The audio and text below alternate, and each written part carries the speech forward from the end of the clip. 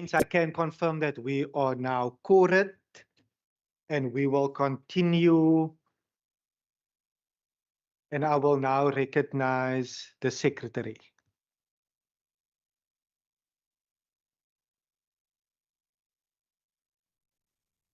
Debate on Vote 9, Environmental Affairs and Development Planning, Western Cape Appropriation Bill.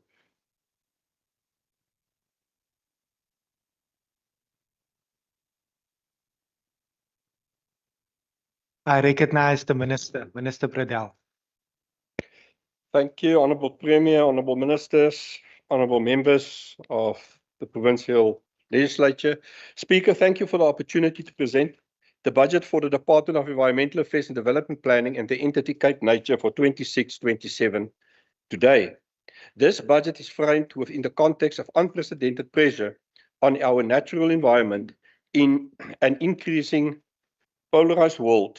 The environment is under pressure in the Western Cape, in South Africa, and in the entire world.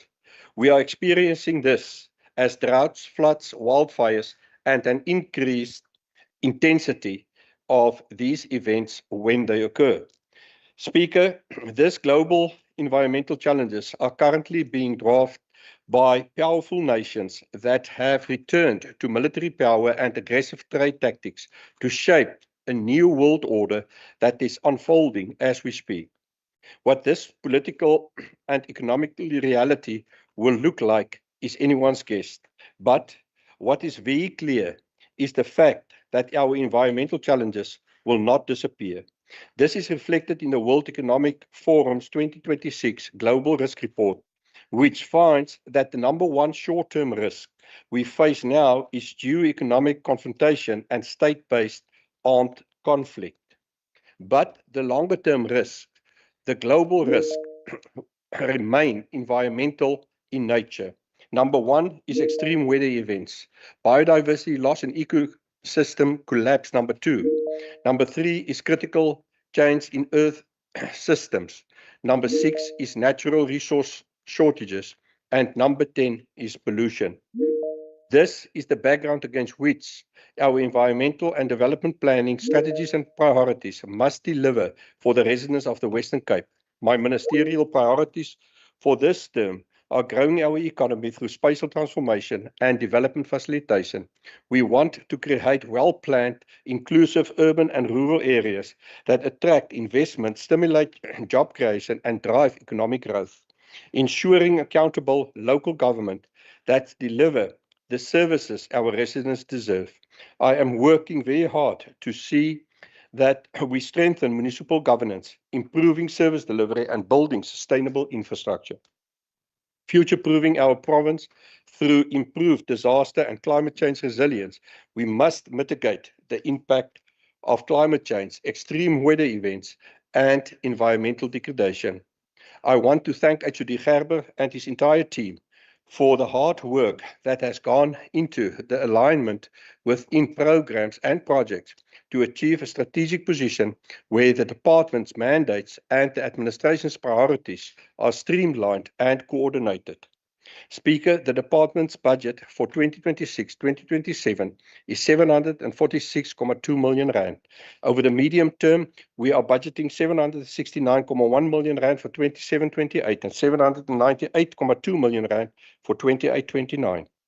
This budget also funds our conservation entity Cape Nature as follows. Cape Nature received 357.8 million rand this year, 374.6 million rand 27-28, and 391.9 million rand in 28-29.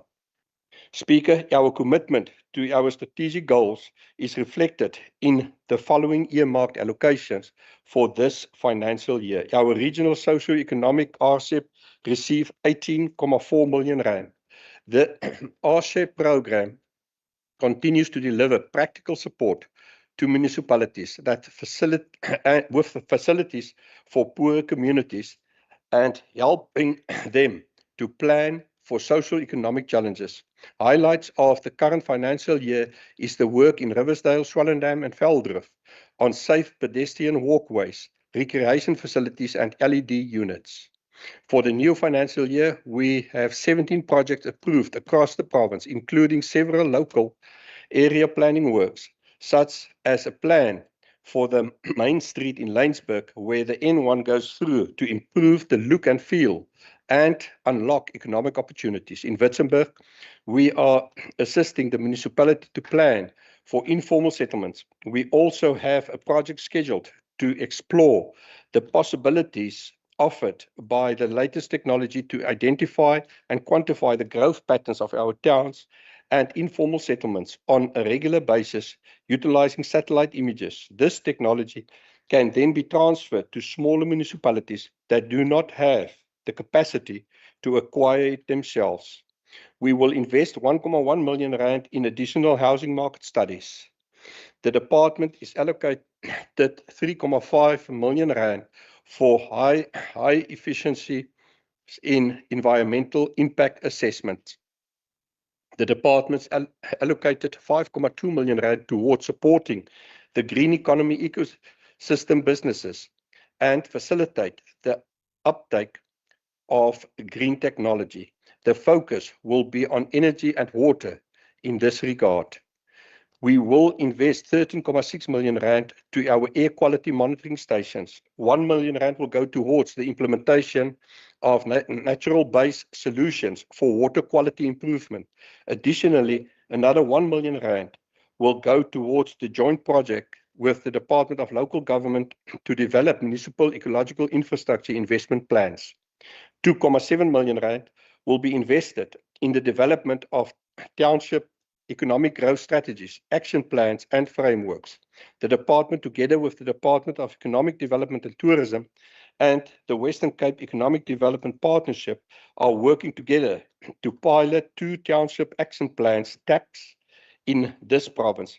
The pilot TAP aims to develop an approach that will promote long-term systemic change and deliver more vibrant and resilient township economies.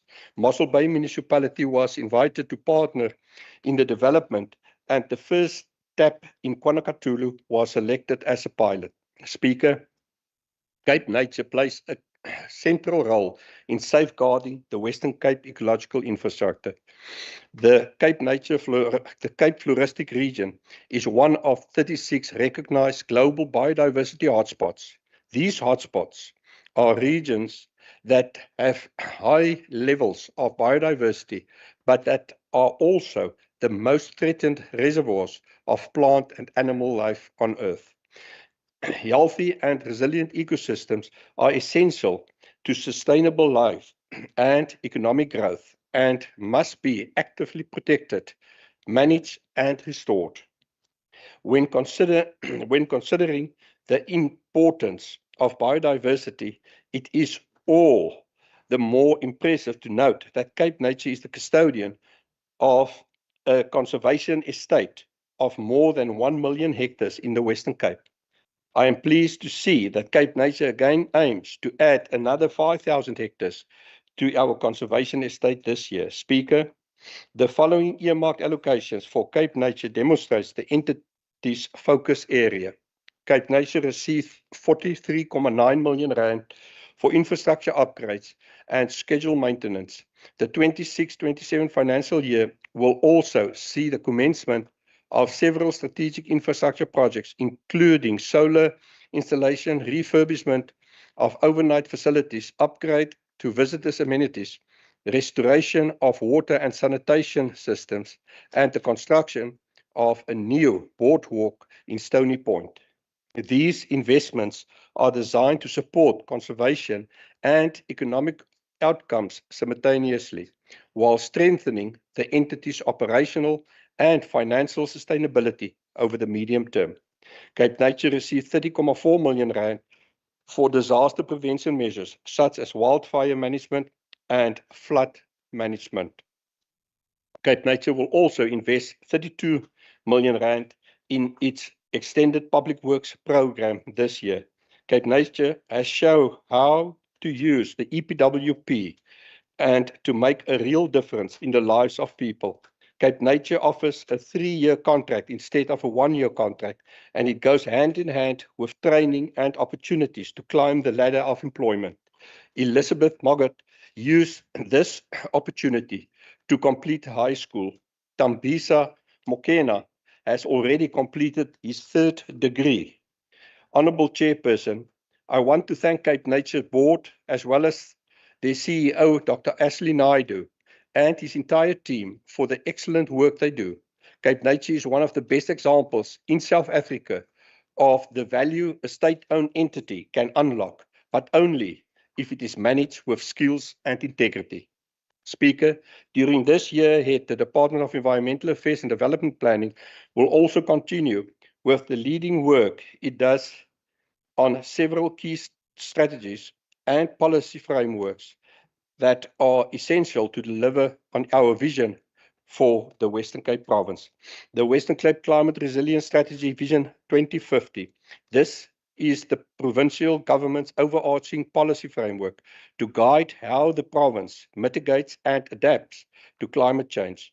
Its central vision is a net zero emission, climate resilience Western Cape by 2050, supported by an inclusive and sustainable economy and society. The Western Cape Infrastructure Strategy 2050 is the provincial government's long-term plan to guide how infrastructure is planned, financed, and delivered in the Western Cape up to 2050. Honourable Speaker, this department will play a dedicated role in ensuring we address spatial inequalities by using infrastructure plans to reverse historically spatial injustices and improve access to opportunities for the poorer communities. Build resilience and sustain infrastructure through infrastructure design that can withstand climate change impacts and support environmental sustainability. During this year, the department will also complete the new Western Cape Spatial Development Framework as a key enabler of improved planning and improved delivery, complemented by a program to improve our development facilitation and municipal support for accelerated infrastructure development and service delivery. As part of the One Health approach, we will look after the health of the residents, the health of the environment, and the health of our economy, ensuring that all citizens have access to clean air, clean water, and a healthy environment, with the focus on ecological infrastructure, water resilience, air quality management, and pollution control and waste management.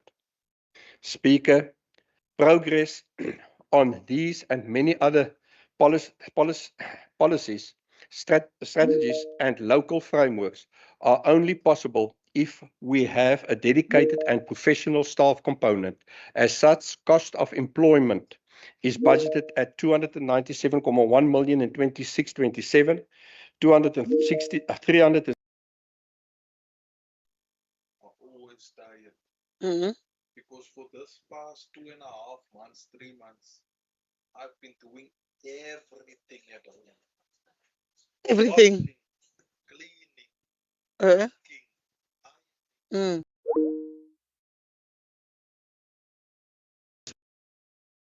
and their respective management team. Speaker, in short, the 2026, the Department of Environmental Affairs and Development Planning, together with our entity Cape Nature, will be working in the engine room to grow our economy, to empower our people, and to safeguard our environment. And with that, I table the 2026-2027 budget. I thank you. Baie dankie, agbare minister. I recognize the Honourable Stoffel.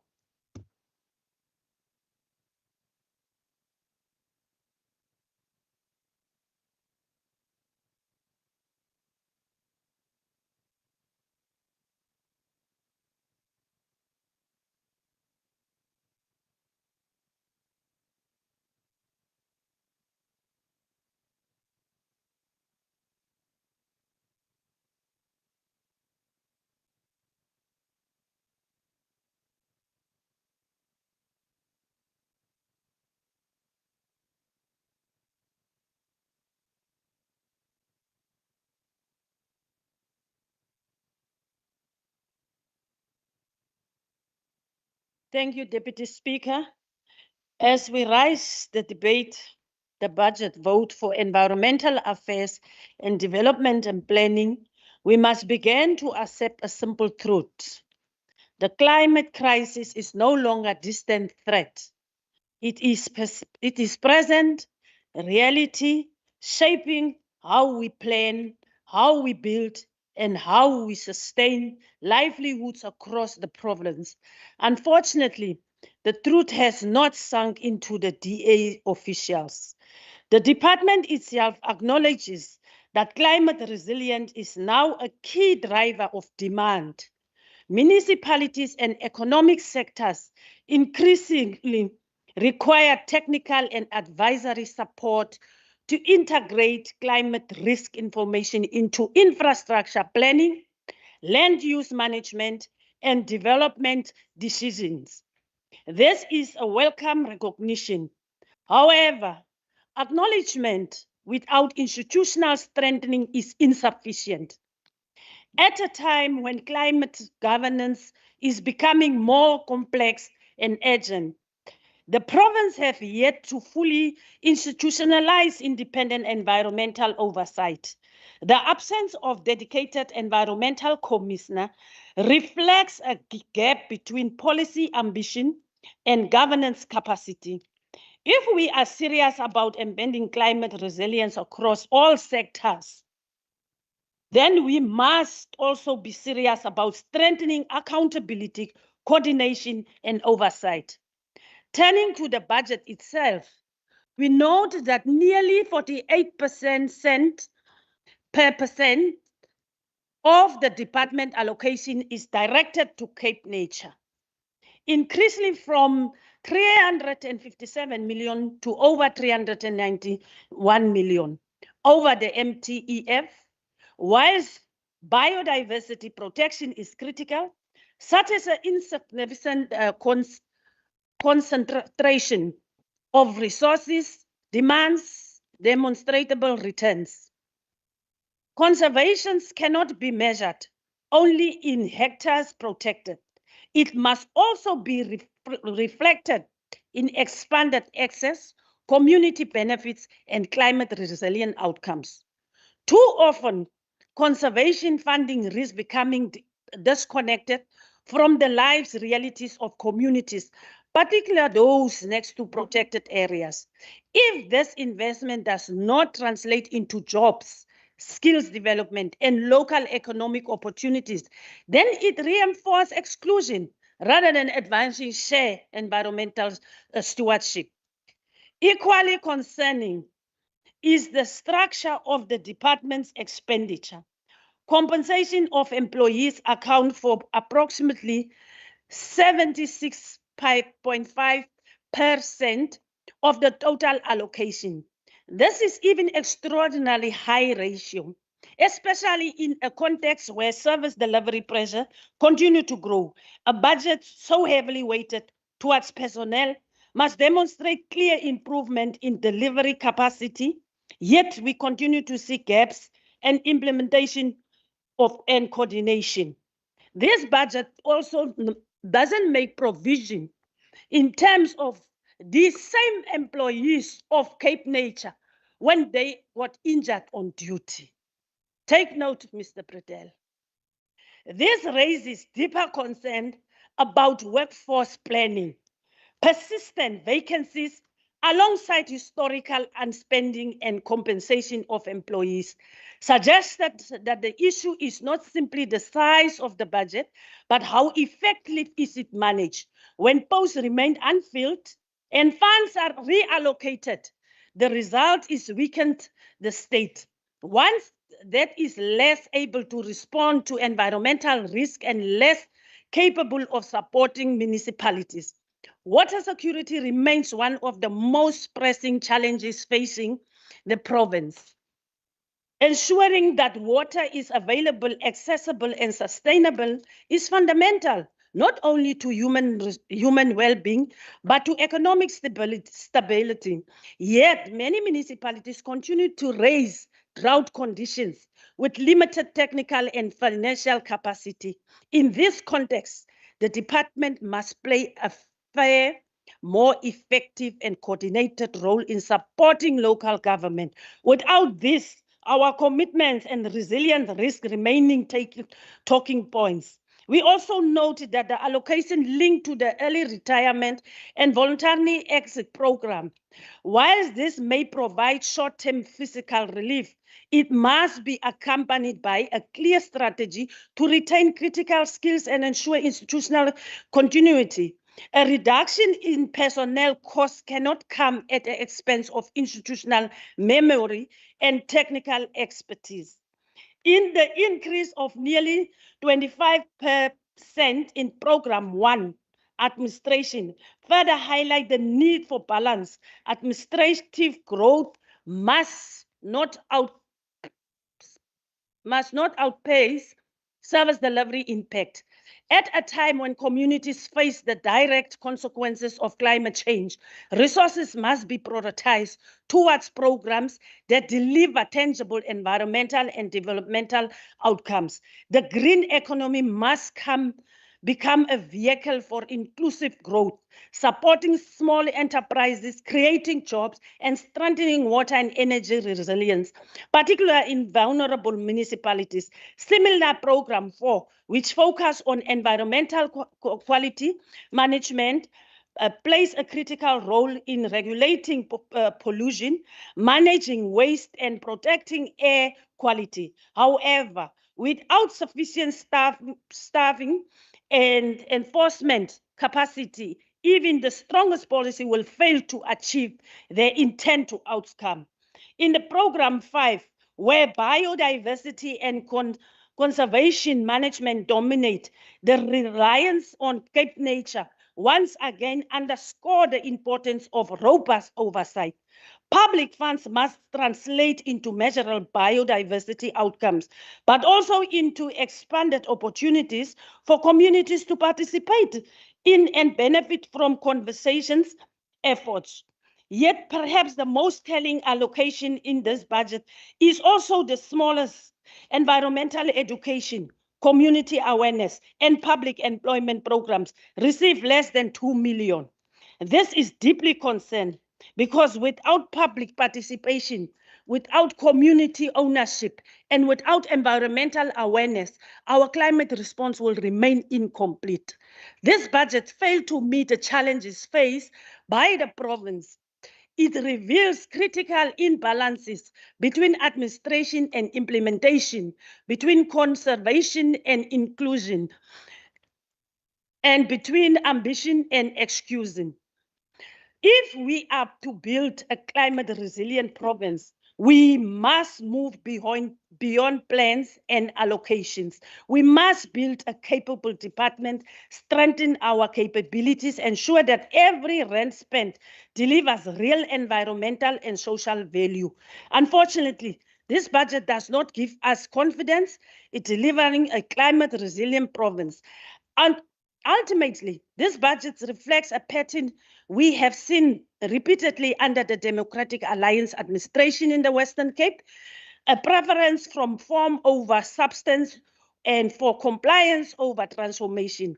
It does not sufficiently respond to the scale of the climate crisis, nor does it place communities, especially the most vulnerable, at the center of the environmental planning and development. Instead, it entrenches existing inequalities by failing to link environmental protection with inclusive and economic opportunities, job creation, and meaningful support to municipalities that are in the front line of the climate impacts. We reject this budget because it does not build the capable, responsive, and developmental department requires to confront the realities of the climate change. We reject it because it falls short in advancing environmental justice and inclusive growth. And we reject it because the people of this province deserve a budget that is bold, balanced, and truly transformative. Until such a budget is presented, one that aligns resources with the urgency of our challenges, we will continue to stand firm in opposition. For those reasons, the African National Congress don't support this budget. It's rejected. Thank you very much. Thank you, Honorable Stoffel. I recognize on the hybrid system, Honorable Adams. Thank you very much, Deputy Speaker, for the recognition. Honourable Deputy Speaker, this budget fails the people of the Western Cape. Climate change, illegal dumping and reckless development continues unchecked. The most vulnerable, those in informal settlements and rural areas, are left to suffer while government differs. Development is still skewed toward the privileged. Ordinary residents are ignored, infrastructure is lacking, and sustainability is an afterthought. Efforts on paper mean nothing if communities remain exposed to environmental harm. This budget, Deputy Speaker, shows no urgency, no clear plan, and no real protection for the people or the environment. We need people first, responsible planning, not empty promises that the DA makes every time. That put people at risk. I thank you, Speaker. Thank you, Honorable Adams. I recognize the Honorable G. Murray. Thank you, Speaker. Deputy Speaker, we welcome the focus on wildfire management and the additional funding that has gone into that. We will also welcome the additional funds for more boots on the grounds, Minister, and we trust that that will make a difference to the enforcement of and protection for the environment. However, environmental legislation is still weak against the PI Act. And I hope that with all that is being done and all that money that's being spent, that there will be progress made in protecting the environment despite weak legislation that is protecting the environment. Now, the Minister insists that we do not need an environmental commissioner. It will cost too much to have one. But how valuable is the environment to us? We eat from it, we survive from it, and we need to be ahead of any developments that's taking place. Now, informal settlements are going into our wetland areas, our estuaries are being polluted, and there is no protection. And so, even today, the Western Cape High Court has a matter that environmentalists and those who are affected, those small-scale fishermen that are being affected, but they have to go to court in order to protect themselves, their interests, and to protect the environment. So I wonder, Minister, with all that's being done, will we achieve what our Constitution expects of us to preserve our environment for the future? Thank you. Thank you, Honorable Murray. I recognize the Honorable Bryant. Deputy Speaker, this DA-led Western Cape government has proven that environmental protection is a key driver of economic growth. In many parts of the world, environmental protection is still seen as a constraint on development, something that slows investment, adds costs, and complicates growth. But here in the Western Cape, we've taken a different approach. We've demonstrated that when environmental governance is done properly, it becomes a catalyst for economic growth rather than a barrier to it. One of the clearest examples of this is the province's leadership in managing environmental impact assessments, or EIAs. While delays and backlogs are common elsewhere, the Western Cape has prioritized efficiency without weakening our environmental standards. This means that developers and investors have clarity, our timelines are predictable, and the very important projects being led by this DA government can move forward with confidence. At the same time, environmental risks are properly assessed and managed. This balance is critical because it supports growth while safeguarding the resources that growth depends on. This approach is underpinned by a broader philosophy known as One Health, which recognizes a simple but powerful reality. A healthy environment supports healthy communities, and both are essential for a strong economy. By embedding this principle into governance, the DA has ensured that environmental policy is no longer treated as a separate or a secondary concern. It's become part of how we plan, how we invest, and how we grow. This is also evident in the province's approach to climate leadership. The development of a Western Cape greenhouse gas inventory is a significant step forward. It will provide a clear, evidence-based understanding of emissions across the province, enabling better planning and more targeted interventions. Just as importantly, it aligns the Western Cape with global standards of transparency and accountability, something that investors increasingly expect. In a world where climate risk is an economic risk, this kind of forward planning is essential for long-term competitiveness. And I'm sure Member Stoffer will be happy to hear that. At the same time, green economy initiatives are being actively developed and implemented. Through programs aligned with the Growth for Jobs strategy, the province is supporting industries that contribute to energy security, create employment, and reduce environmental impact. These reinforce one another. Expanding renewable energy, for example, not only reduces emissions, but it also stabilizes energy supply and opens up new areas of economic activity. Effective environmental governance also depends on credible enforcement. In the Western Cape, a 48-hour response time to serious environmental offences sends a clear signal that non-compliance will not be tolerated. This is supported by the Green Scorpions, whose work strengthens enforcement across municipalities. Consistent enforcement protects communities, maintains fair competition, and ensures that responsible businesses are not undermined by those who ignore the rules. Another important factor in driving growth is regulatory certainty.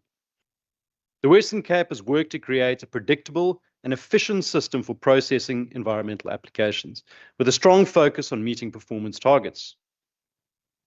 Environmental protection is also being used to unlock new economic opportunities. Waste, for example, is increasingly being treated not as a burden, but as a resource.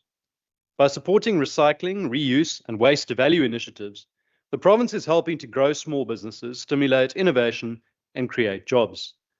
This is a practical example of how environmental challenges can be turned into economic opportunities. And we're seeing this translate into real action in our DA-led municipalities as well. In Cape Town, a quiet revolution is happening in backyards across the city. Through our home composting program, tens of thousands of households have received free composting containers and training, transforming kitchen scraps and garden waste into rich soil right at home. I have one of them at home, and I hope that everyone else living in Cape Town has one too. And if you don't, you can contact your local ward councillor and ask for one. Deputy Speaker, at the same time, targeted interventions such as pesticide monitoring in key water catchments play a critical role in protecting both public health and agricultural productivity. Agriculture remains one of the Western Cape's most important sectors, and it depends directly on the quality of natural resources. Protecting water systems and soil health is therefore not just an environmental priority, it's an economic necessity. The province is also investing in the management of key natural assets, including estuaries and biosphere reserves. These areas support tourism, sustain biodiversity, and contribute to local economies. By maintaining and protecting them, the Western Cape ensures that these benefits continue over the long term. Importantly, Deputy Speaker, this approach to growth is inclusive. Programs that support women and small enterprises in the green economy are helping to expand participation and ensure that opportunities are more widely shared. Economic growth is strongest when it's broad-based, and environmental sectors offer significant potential in this regard. Finally, the Western Cape is strengthening its resilience to climate change through integrated environmental management.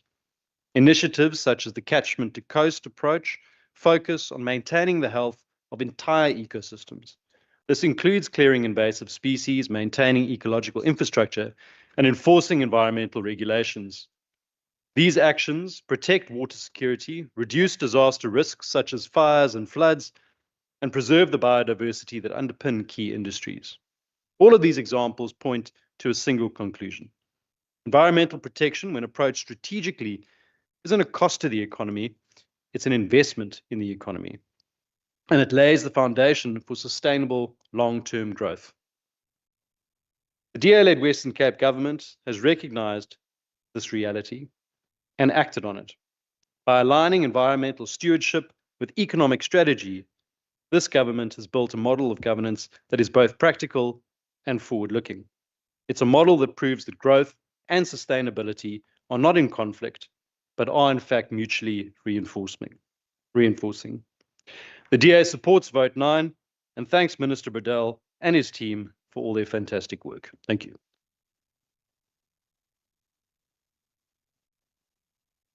Thank you, Honourable Deputy Speaker, and thank you to the members that participated in this debate. Just very quickly, in this department, we only got officials, professional officials. We employ them on dignity and for their skill set and not on a political ticket.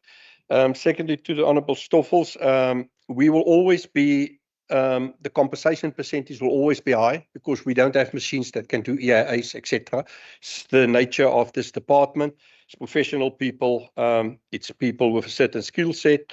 Obviously, it's important that the workforce, the protective clothing, etc. So if you've got something that people don't have the right clothing or they don't get the right treatment, please let me know. It's something that we're very serious about. The water and is fundamental, and you're quite correct. And we very strict and work with our municipalities, but we must be clear on something, Honourable Deputy Speaker, and that is that municipalities is a financial entity and they should stand on their own legs. Municipalities cannot, through bad management, destroy the infrastructure and then expect the province to fix it. So yes, we work very closely with municipalities, but we're not there to do the work on their behalf. They must step up and they must do what they must do to serve their communities. Honourable Marais, I think our environmental legislation is very strong, to be quite honest with you. I think it's very strict, it's very strong, and the whole court case scenario today, it's because of mining license, and that's a national competency. It's not our competency, it's national that needs to say yes or no, and if they just want to destroy it, then we will need to take them to court, but it's a national competency. To the Honourable Chairperson, Dave Bryant, thank you very much. Thank you for the oversight role. Thank you for the hard work. Thank you for the drive within the committee. It's really a pleasure and an honour to work with you and the committee members. We all love the environment. We all understand the importance of the environment for future generations, and we never see these things as personal, but you do push ourselves to be better at what we do, and we really respect that and appreciate that. And if you look at the speeds, the 2050 climate change plan, and we will come and present it to the standing committee because, again, we don't know it all. To get your inputs will be valuable, but also invite Cape Nature to come and explain the EPWP program, because I really think it's a great game changer. They've changed that from a 1 year to a 3-year contract, and you can just see how people bloom. I mentioned 2 examples. You get goosebumps if you stand there and you see there's literally 50, 60 people who changed their lives just through this program. So with that, we table the budget. Thank you.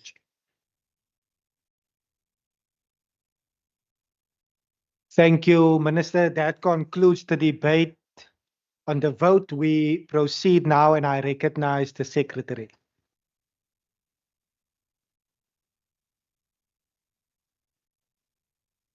Debate on Vote 14, Local Government Western Cape Appropriation Bill. I again recognize the Minister. Thank you, Honourable Premier, Honourable Cabinet members, members of this House. Deputy Speaker, thank you for the opportunity to present the 26-27 budget for the Department of Local Government today. Local government across South Africa are in very serious trouble. 257 municipalities with only 41 clean orders, 20 of which is in the Western Cape. 162 in a state of distress. These municipalities have persistent cash flow shortages, poor revenue collection, unfunded budgets, rising debt, and Eskom and water boards that does not get paid, backlogs in maintenance of infrastructure, etc. 113 municipalities adopted unfunded budget. 19 municipalities receive qualified opinions from the Auditor General. 17 municipalities received the worst possible outcome of a disclaimer of opinion. 39 are under administration. We still believe it should be 40, but with the ignorance and sheer lack of understanding driven by the NCOP and SALGA has denied us from rescuing Knysna in this regard. Speaker, as I stand here today, I have been working in local government space for 30 years. I've been a councillor, I've been a mayor, and currently since 2009 being the MSc for local government in this province. I have seen and experienced many things in local government. So when I make the following statement, it comes from a place of experience and deep concern. Speaker, several seemingly unrelated developments are coming together, and it can create a perfect storm for those who are not seeing the danger. I am referring to climate change, fiscal constraints, and chaotic coalitions. Honourable House Chair, I am referring to the common sense fact that those people living in 162 distressed municipalities are not happy. They are not getting basic services, and they are seeing their towns crumbling and falling apart. They do not see a future there for themselves and their children. Those people are all dreaming of living in functional municipalities. There are currently far too few functioning municipalities for all of South Africa's residents to live in. House Chair, Honourable House Chair, this is the background against which I now present the Department of Local Government 2026 medium-term budget. 449.696 million rand for the 26-27 financial year. 429.872 million rand for the 27-28. And 424.732 million for 28-29. Speaker, climate change is making the Western Cape hotter, drier, and increasing the intensity of droughts and floods. Our current fire season is already extending beyond the end of February. More than 100,000 hectares of land has burned, stretching our firefighting men and women to the limit. The fact that we have been spared human casualties is a testament of the dedication, bravery, and commitment of the more than 1,600 municipal firefighters and the 1,000 working on firefighters that are doing the dangerous work so that the rest of us can be safe. We are budgeting 22.2 million rand for the next fire season for integrated fire management and aerial support. I want to thank Minister Bartman and for the allocation of 100 million rand over the medium term in her provincial budget address for disaster management, because we absolutely need this money for our disaster risk management programs to protect our residents during fires, floods, and whatever disaster may come our way. Speaker, if we look at the earmarked funding in the 26 budget, 64 million rand is allocated towards water security, energy security, and rescue capacity. Water resilience activities are funded with 42 million rand in 26-27, 46.5 million rand in 27-28, and 38.9 million rand in 28-29. The CDF project received 3.3 million rand for project management support. The Western Cape Energy Response Initiative received 11.5 million rand this year. Enhanced disaster preparedness and response capabilities are funded with 5.3 million rand in this budget. Anticipatory disaster management received 2.9 million rand.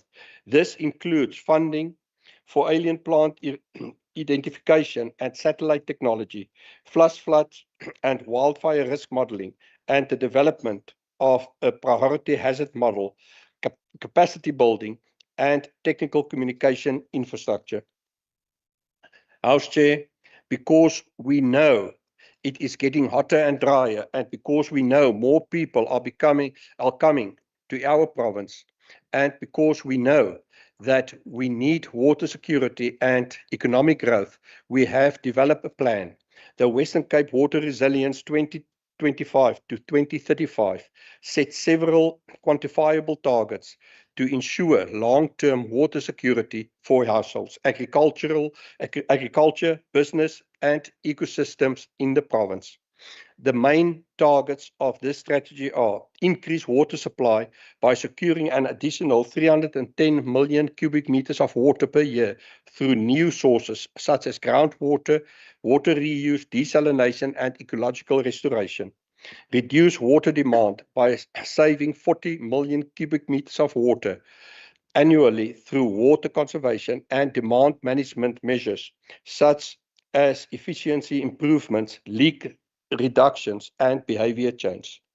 Diversify municipal water sources by ensuring all municipalities develop diversified water supply and maintain updated water master plans to reduce reliance on single source such as rainfall-fed dams. Reduce water losses by bringing non-revenue water losses below 25% across municipalities by improving maintenance, leak detection, and system management. Improve water and sanitation quality by achieving blue drop and green drop scores in 95% in at least 80% of our municipalities. Guarantee safely manage water access for every urban resident in this province. House Chair, our National Minister of Water and Sanitation recently admitted that all municipalities in South Africa need support with water security, but that government simply does not have funds, the necessary funds. We need investment in catalytic water and wastewater infrastructure to secure water for the future, especially in a growing population and the impact of climate change. The answer lies in stable and accountable local governments cooperating with the private sector. Our Sustainable Infrastructure Development and Finance Facilitation CDAF program developed an innovative blended funding mechanism that can pool projects together and offer a basket of investment opportunities to investors locally as well as internationally. I must also thank our colleague Minister Baartman and her team for assisting and helping us with this. I recently met with representative of SECO, the Swiss government agency responsible for economic cooperation and development, and IFDK, the International Fund of Danish Knowledge that supports partnerships between Danish institutions and partners in developing countries. We discussed progress with this novel approach, which both these organizations are co-funding. I can report that the following projects are currently being taken from feasibility to bankability in municipalities of Saldanha Bay, Overstrand, and Swartland. In Swartland, increased treatment capacity in the wastewater treatment in Voelvlei, 305 million rand. Pipeline between Malmesbury and Darling, 200 million rand. Overstrand, the upgrade and extend the sewage work in Gansbaai, Claymont, and Sulishwe, 45 million rand. Replacement of the bulk reticulation water system, 135 million rand. Refurbishment of the Vredenburg wastewater treatment, 41 million rand. Upgrade supply line in Langebaan, 88 million rand. And Lowville storage reservoir, 35 million rand.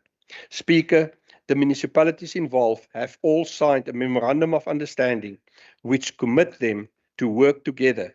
They have also committed to financing projects over the 5-year political cycle. There are also another 3 billion rand worth of water and energy projects identified across the province, which can be developed as public-private partnerships. Honourable House Chair, but here is my warning. Only municipalities with sound financial management will be able to grasp these opportunities. Please let us pause a second and let this sink in. I've seen it, Honourable Chairperson, that municipalities will tell oversight committees that they're going to fix their problems with BFI funding. If their finances aren't sound, they will not get funding. Only municipalities with sound financial management will be able to attract private sector partners. This has nothing to do with politics and has everything to do with ethical management. This is an opportunity of a lifetime to grab. But it is also a warning to the municipalities that do not think financial management is important. You will enter a downward spiral that cannot be stopped. We are currently in the review process of the white paper on local government. I welcome this initiative, but must admit I am not happy with the direction it is going. New legislation or new established committees cannot correct the fundamental problem of unethical leadership. We cannot ignore the fact that many municipalities are flourishing under the current white paper. Changing the white paper while ignoring the fundamental problem of unethical leadership will achieve nothing. Honourable House Chair, speaking of the ballot box, 2026 is an election year. As part of the department's policy priorities, an amount of 7.5 million rand is budgeted for pre- and post-election support to municipalities to ensure basic service delivery continues during this time of political transition. The department will also invest 3.4 million rand in municipal capacity building and support. Allow me to thank HOD Paulse and his entire team for the hard work they do. We have 30 municipalities to support, and there is always more work than hands on deck. Also, our Disaster Risk Management Centre often works after hours and over weekends due to the nature of their work. These men and women also have families and lives outside of the work. So I want to thank them for their commitment and their work. Compensation to employees is budgeted as follows: 246.2 million rand for 26-27, 264.2 million rand for 27-28, and 272.5 million rand for 28-29. Speaker, I want to conclude with the following. Everyone wants to live in a community that is clean, safe, and with reliable basic services such as water and electricity. As the Western Cape government, we also want to offer this to each and every resident in our province. We are currently investigating the minimum prescribed basic services indigent households are entitled to. I call this the dignity basket. I believe that the current allocation of water and electricity in this dignity basket is not in step with the reality, and we will have to do more to offer people a dignified life in this province. We also need to understand the benefits that come with access to basic services such as electricity, water, and regular removal of waste. A community with streetlights is safe and there's less crime. In homes with electricity, children can do homework and study at night. This improves education outcomes and strengthens the workplace. Access to clean and safe tap water improves health outcomes and reduces the burden on our healthcare facilities. The same argument holds for clean environment where refuse is effectively managed. House Chair, this is not a debate on rates and taxes and affordability. It is a moral and ethical debate on whether we as a country can afford not to invest in the dignity of our people. Honourable House Chair, the Department of Local Government is ready to work as a partner within the Western Cape Government to serve the people of our province. I table the Department of Local Government's budget for 26-27. I thank you.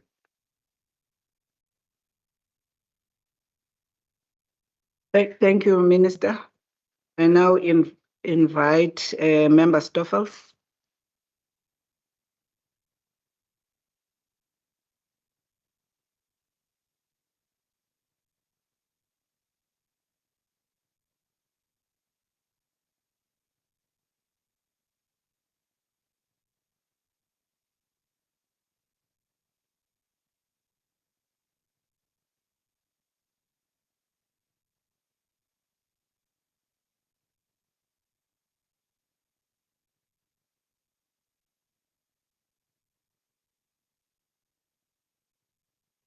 Thank you, Speaker. Speaker, as we approach local government elections later this year, we do so at a time of a deep widening crisis in our municipalities. The province is facing a declared national disaster of drought.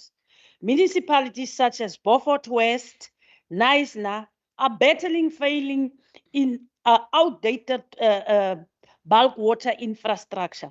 Many municipalities are in a financial distress, struggling to meet even their basic obligation. Yet this budget, a typical DA alliance fashion, created the illusion of intervention without addressing the scale of the crisis. The ANC rejects the budget because the budget is not judged by how it reads. It's judged by how it reaches. And this one does not reach our people, nor does it speak to the challenges. It speaks of resilience, but our municipalities are collapsing. It speaks of response, but our communities are left to fend for themselves. It speaks to capacity, but that capacity is absent where it's needed most. We see millions allocated to drought response, water resilience strategies, disaster modeling, and energy planning. Yet, water year allocation are declining, raising serious concern about sustainability.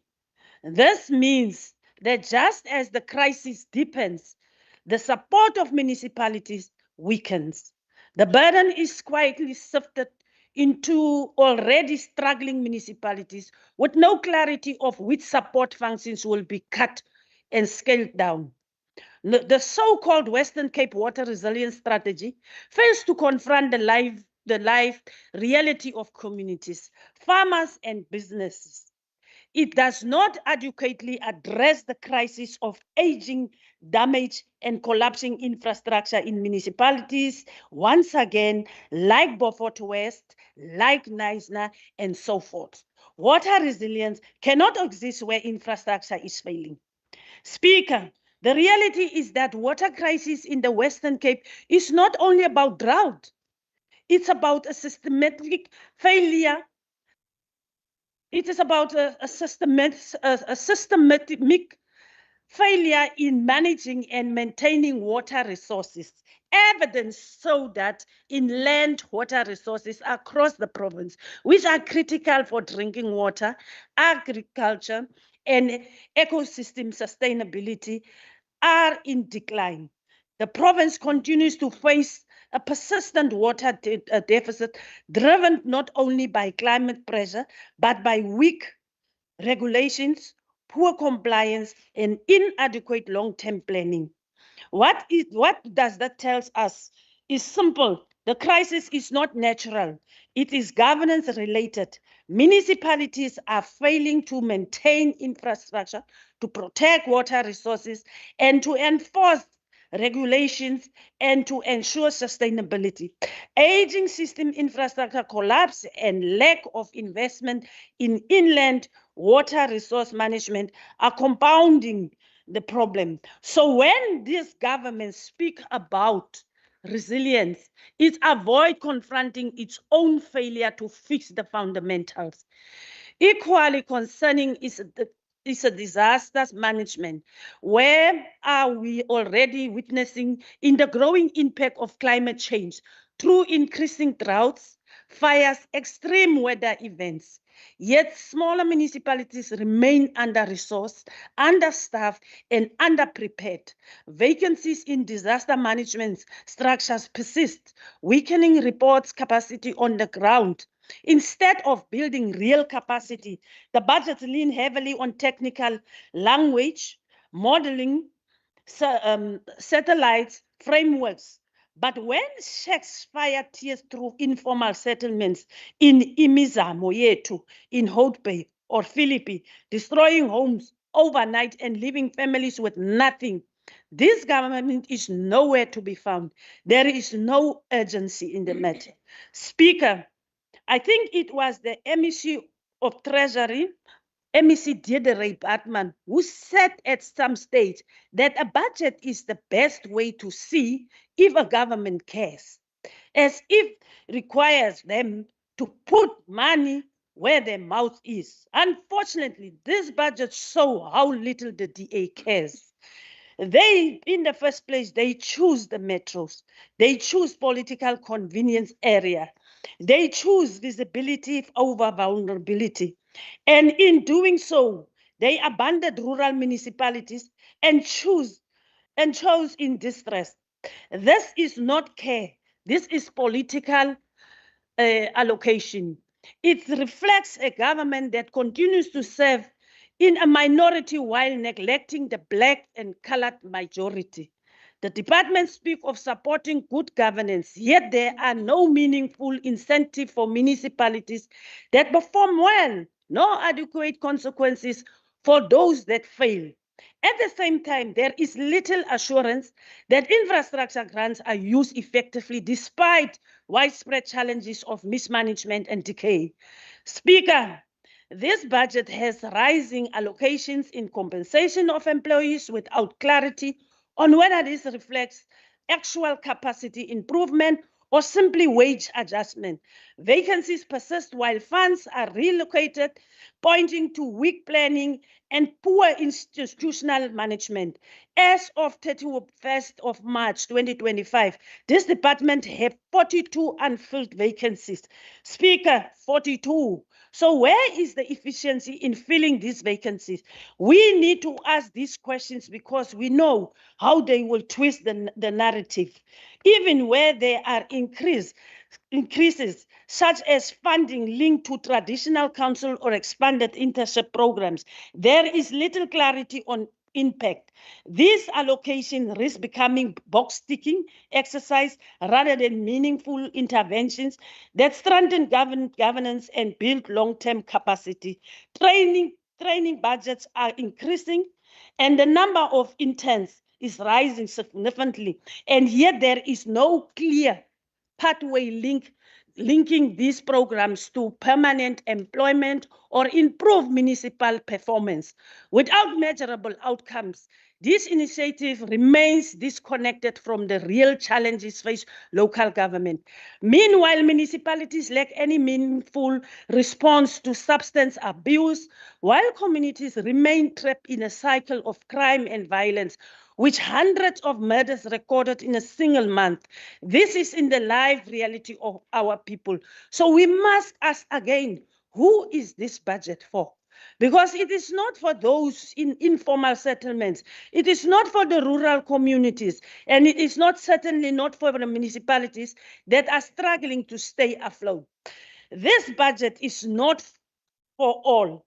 It is a political choice, a choice to prioritize the privileged and to invest in presenting rather than people and to maintain inequality instead of confronting it.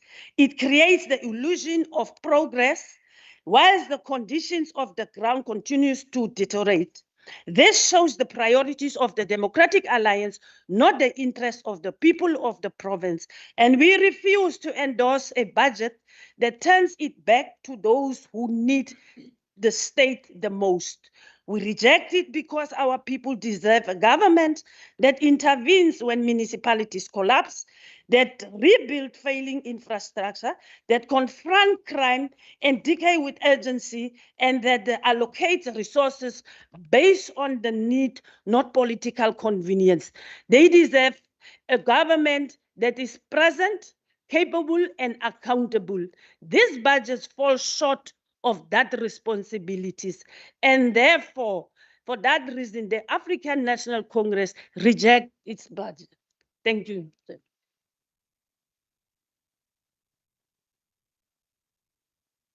I now recognize Member Adams.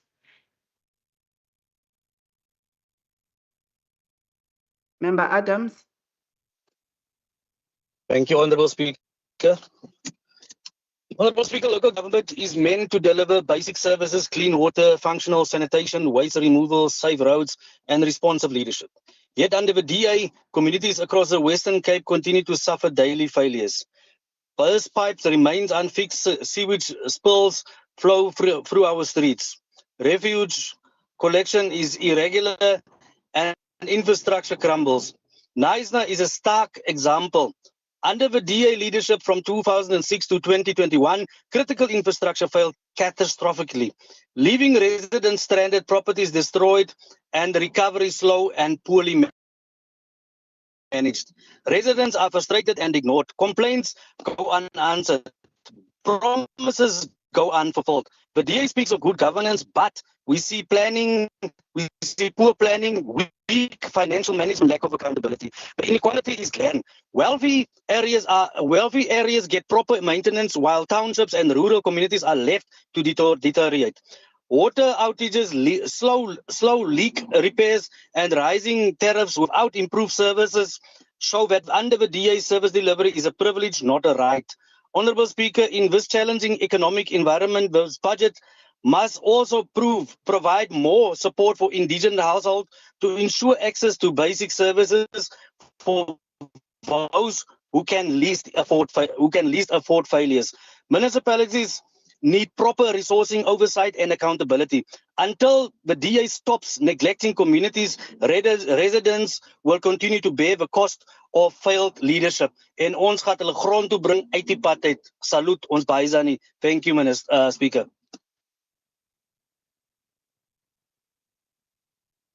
Thank you. I now recognize Honorable Bryant.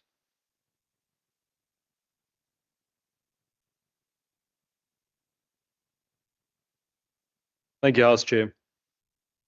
House Chair, the message is clear. Municipalities in the Western Cape run by the DA grow and thrive, while those led by self-serving coalitions under the ANC and the PA collapse and fail. House Chair, the performance of these two parties has been disappointing, inconsistent, and in some cases deeply frustrating for the very people they're meant to serve. And let's start with the ANC. This is a party that has had decades in government, and yet we continue to see the same patterns play out at a local level. There are always shiny plans, big announcements, lots of ribbon cutting, sometimes accompanied by a free loaf of bread from a deputy minister. But when it comes to follow through, when it comes to the hard, sometimes boring work of making things actually happen, that's where things start to unravel.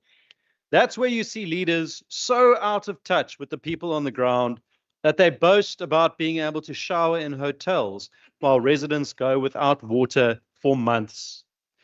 In municipalities where the ANC has held influence, you see delays in infrastructure, you see service delivery collapsing, you see administrative instability creeping in. And it's not because of the challenges that are unique or impossible, it's because the discipline of delivery just isn't there. Now, Deputy Speaker, the PA often presents itself as something different, as a party that shakes things up, that challenges the status quo. And yes, sometimes politics needs energy, it needs disruption, but disruption only works if it actually leads somewhere. All the PA provides, unfortunately, is disruption without direction, accompanied by a growing list of very serious allegations against some of its members. Coalition governments in places like Kannaland has gone hand in hand with instability, with alliances shifting, leadership changing, and decisions being contested instead of implemented. At the height of Kannaland's water crisis, that municipality saw it fit to use precious municipal drinking water to fill up a massive old leaky swimming pool. The finances of Kannaland are also in a terrible state under a mayor who's been recently accused of allegedly extorting money from his own staff. House Chair, the only thing keeping Kannaland's finances together is the financial recovery plan being led and implemented by Minister Bartman and her team. But sometimes, Deputy Speaker, this government's good faith offers of assistance are rejected for no valid reason, which brings me to Knysna. The ANC was so blinded by their own growing political paranoia that they actually used their majority in the NCOP to block an intervention led by Minister Burdell, which would have placed the municipality under administration and brought with it huge amounts of direct investment to fix the problems. Instead, they've chosen to rather limp along with the current failing leadership in place, while local residents continue to go without water and sewage runs down the streets. And yes, Member Mania, dead bodies float in drinking water tanks. My Deputy Speaker or House Chair, let's look at the other side of the picture, because it's important not just to point out what's going wrong, but to understand what is working and why. Cape Town is a city facing the same national challenges as everyone else: economic pressures, environmental risks, and growing demand for services and jobs. But instead of running away from these challenges, the Mayor, Jordan Hill Lewis, faces them head on. Budgets are planned and executed with a degree of consistency. Infrastructure programs move forward. There's a visible effort to invest in energy resilience to keep the city functioning despite the pressures. Or, House Chair, we can look at Overstrand, where we see what steady, stable governance looks like. Careful financial management, attention to infrastructure, a focus on maintaining what exists while planning for what comes next. Now, House Chair, obviously these municipalities are not perfect. Every government anywhere in the world has challenges, but there is a massive difference in how those challenges are handled in governments where the DA is in charge. DA-led governments focus relentlessly on getting the basics right. And maybe most importantly, there's a clear sense of who is responsible for what and real accountability if our leaders do not deliver. Deputy Speakers, one of the reasons that the GNU has been so well received, House Chair, is because most people want a government that does the job. A government that shows up, that follows through. They want a government that gets things done. Deputy Speaker, where coalitions are consistently shifting and where priorities are unclear, where every week there seems to be a new mayor or a new municipal manager, that basic expectation becomes harder to meet. The ANC and the PA have both had ample opportunities to demonstrate competence and local government in this province. And over and over and over, they have failed to do so. These parties would do well to stop living in an anachronistic political fantasy land and get in touch with people on the ground, just like Mayor Jordan Hill Lewis does. This is what's called working class liberalism. Deputy Speaker, this budget provides consistency where it's most needed, and it provides the tools that are required for municipalities to thrive. And most of our municipalities in the Western Cape are indeed thriving. We now need to fix the rest of them, and that will begin at the ballot box in November. The DA supports Vote 14 and thanks Minister Anton Bedell for his stable and consistent leadership, which helps to keep our municipalities on track. Thank you.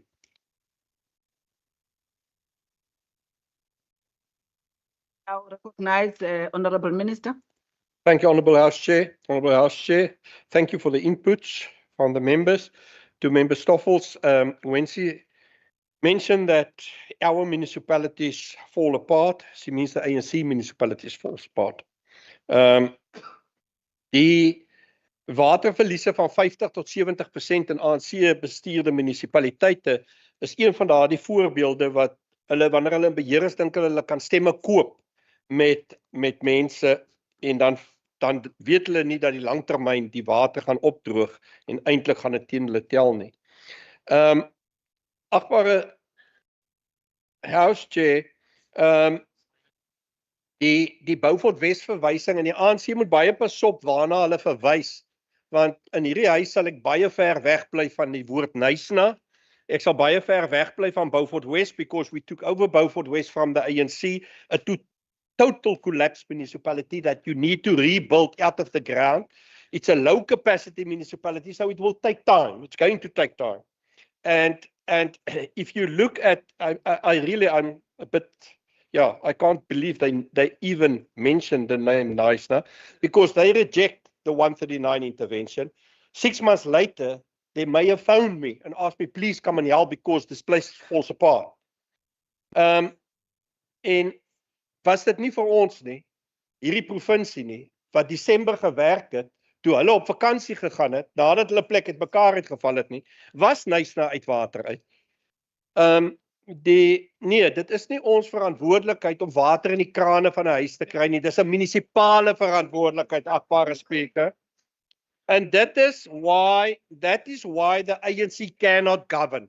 They don't even understand their own functions. Maar die agbare Adams behoort van beter te weet, want toe die DA Nyasa regeer het, het ons die rioolplaas gebou. Ek het hom geknip, ek het die lint geknip. Toe die DA hom regeer het, het ons die stortingsterrein gebou. Toe die DA regeer het, het ons die Charlesville pompstasie gebou. Toe kom die ANC, die PA, die EFF en Kim, hulle koalisie vernoot Kim, kom toe by die tafel toe en vat toe oor vir 9 jaar. For 9 years, they didn't invest a cent in infrastructure. Then, so 2 jaar gelede, toe skrik die PA, toe hardloop hulle weg. Nou sit hulle buite. Maar hulle het infrastruktuur bestuur. Die PA was in beheer van infrastruktuur in Nyasa.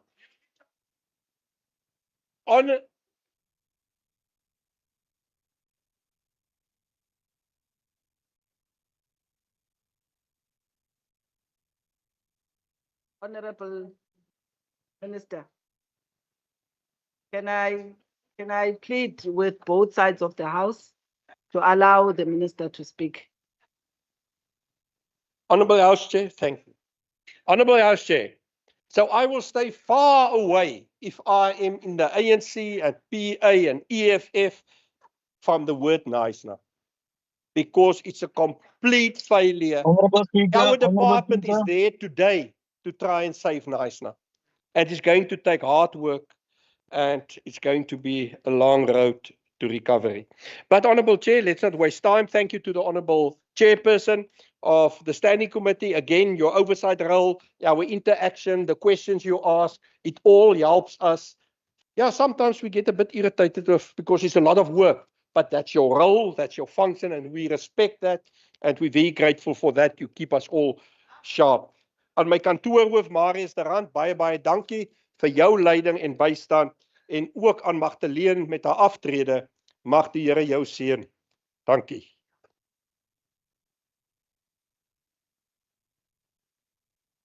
That concludes the debate on this vote. We'll now ask the Secretary to introduce the next order of the day. Debate on vote for police oversight and community safety, Western Cape Appropriation Bill. Honourable Speaker, members of the Western Cape Provincial Legislature, the Provincial Police Commissioner, heads of departments, distinguished guests, fellow citizens of the Western Cape. House Chair, I rise today to table the budget for the Department of Police Oversight and Community Safety for the 2026-2027 financial year and a medium-term expenditure framework period. This budget is a commitment to every resident in our province that we will continue to support crime-fighting efforts, strengthen community resilience, and create safer spaces. We must begin by acknowledging the harsh and painful reality confronting far too many of our communities. The challenges facing our youth remain deeply concerning, as far too many young people across our province and country continue to experience a sense of desperation. Persistently high youth unemployment, coupled with alarming school dropout rates, has created a growing cohort of disengaged young individuals who are neither in education, employment, nor training. This environment is further exacerbated by the increasing prevalence of substance abuse, which erodes social cohesion and undermines the prospects of an already vulnerable population. The cumulative effect is a pervasive sense of hopelessness and exclusion, which, if left unaddressed, creates fertile ground for criminality and the entrenchment of gangsterism. Indeed, it is within this context that many of our young people are drawn into cycles of violence and organized crime, not out of choice, but out of a perceived lack of viable alternatives. Addressing these interconnected challenges must therefore remain central to our efforts to build safer communities and secure a more hopeful future for the next generation. Communities continue to face significant challenges, characterized by weakened social cohesion and the absence of consistent, well-coordinated programs aimed at supporting and developing our youth. In too many areas, fragmented initiatives and short-term interventions fail to provide opportunities for young people to build resilience, skills, and a sense of belonging, but also undermines collective community capacity to respond effectively to social ills. Where community structures are fragile and cohesion is low, it becomes increasingly difficult to mobilize partnerships, foster accountability, and implement integrated solutions. As a result, our broader efforts to address crime, violence, and social instability are weakened, highlighting the urgent need for structured, long-term, and collaborative approaches that place communities and their youth at the center of sustainable change.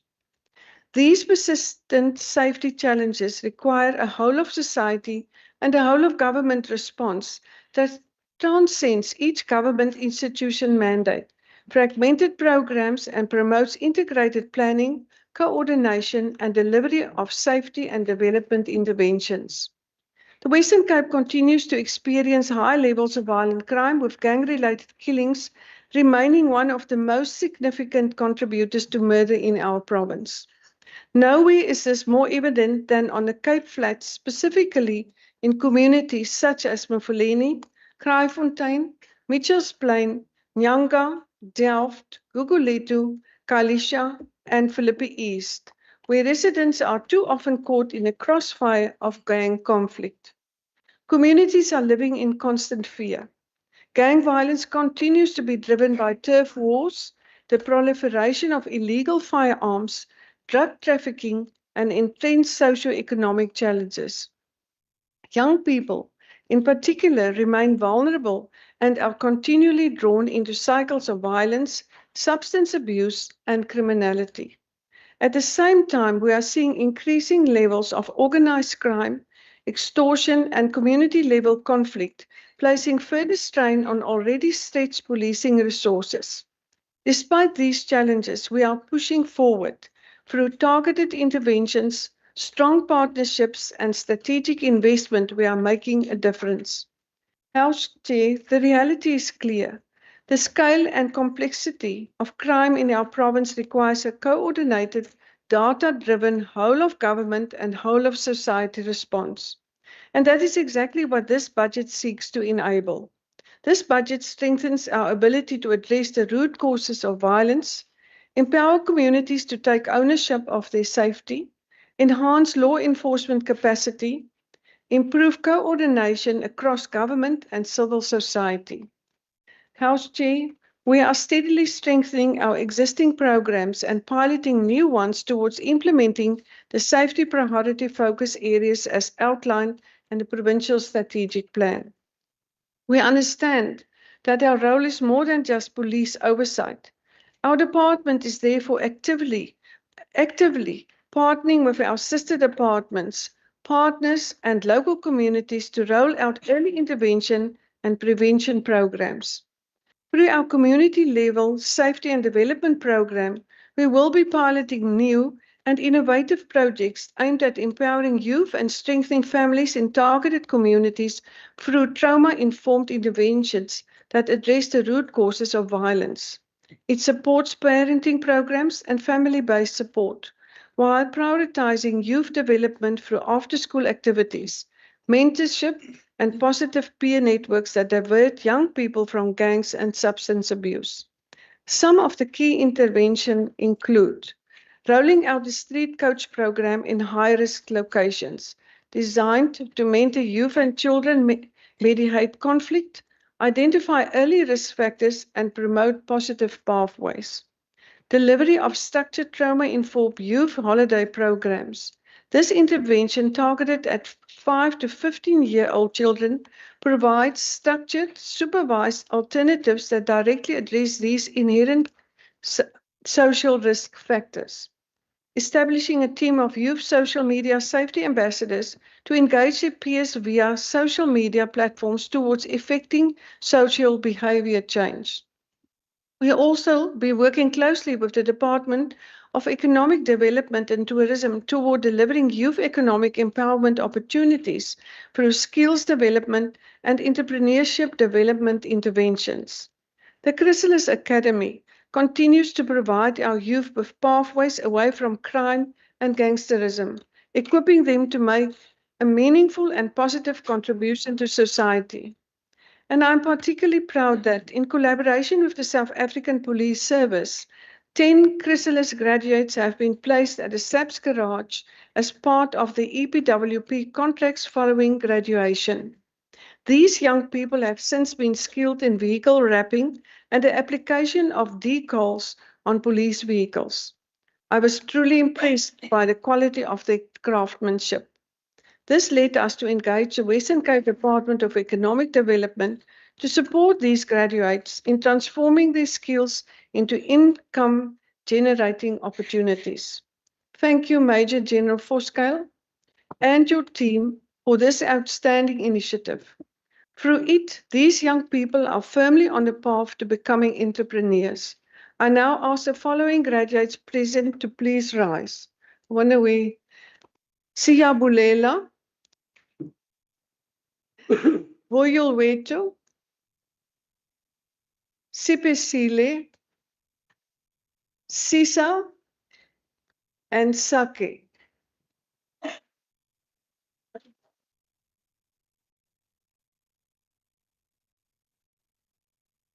And House Chair, no amount of policing alone can solve the deeply entrenched crime situation in our province and South Africa. We need all government departments at all levels of government to consistently show up and get it done. More importantly, we depend heavily on our community volunteers who offer up their free time and at great risk to their personal safety, while serve on neighborhood watches, farm watches, and community policing forums. Ms. Francina Lucas, as chairperson of the Provincial Community Policing Forum Board, you will agree that we must therefore continue to build trust between communities and law enforcement, encourage active citizen participation in safety. And our department will continue to support these structures financially and operationally where needed. Ms. Lucas, on behalf of our communities, please convey my sincere gratitude to the team of volunteers that you are leading. House Chair, a safe government is essential to continuity of public services. Our department will continue to strengthen our institutional resilience by implementing policies, systems, and structures towards ensuring safe and secure access to government services by our residents and a safe and healthy working environment for all Western Cape government employees. I have highlighted some of the primary societal challenges we are experiencing in our communities, and we realize that this department needs to play a stronger coordinating role within our communities to make them safer and more resilient. We have therefore implemented the Western Cape Community Level Safety and Development Program, which seeks to address the challenges of siloed planning, duplication of effort, and by promoting stronger integration and collaboration across government. This is about shifting from government-led safety to community-driven safety and development, supported by government. This intervention recognizes that prevention starts at street level. We are proud to be piloting this model in Mitchells Plain that empowers communities to identify their own safety priorities, develop locally relevant safety and development plans, coordinate interventions across all spheres of government, and build resilience from within. Should this pilot prove successful, we will expand the footprint of the program to 3 more communities in the coming financial year. Some of the key initiatives identified by this Mitchells Plain community include establishment of 5 safe zones, geographic areas identified to serve as community safety nodes and multi-purpose activity spaces. Painting and beautification of our 4 strategically identified community sites to enhance safety perception and promote community pride. Training and development of members of community safety structures, such as neighborhood watches, community in blue, and community policing forum structures. upgrading of police station environments to enhance functionality, dignity, and quality of service delivery, and rolling out a statement-taking project at the Mitchells Plain SAP station to improve the probability of successful convictions. Let me take this opportunity to acknowledge the Executive Committee of the Mitchells Plain Safety and Development Forum. I kindly request A.B. Isaacs, Pastor Mark Bloomstein, Oleander Oaks, Tyron Parks, Bronwyn February, Wendy Abrams, Michael Jacobs, and Ashwin Johnson to rise for this house to recognize you. Thank you so much.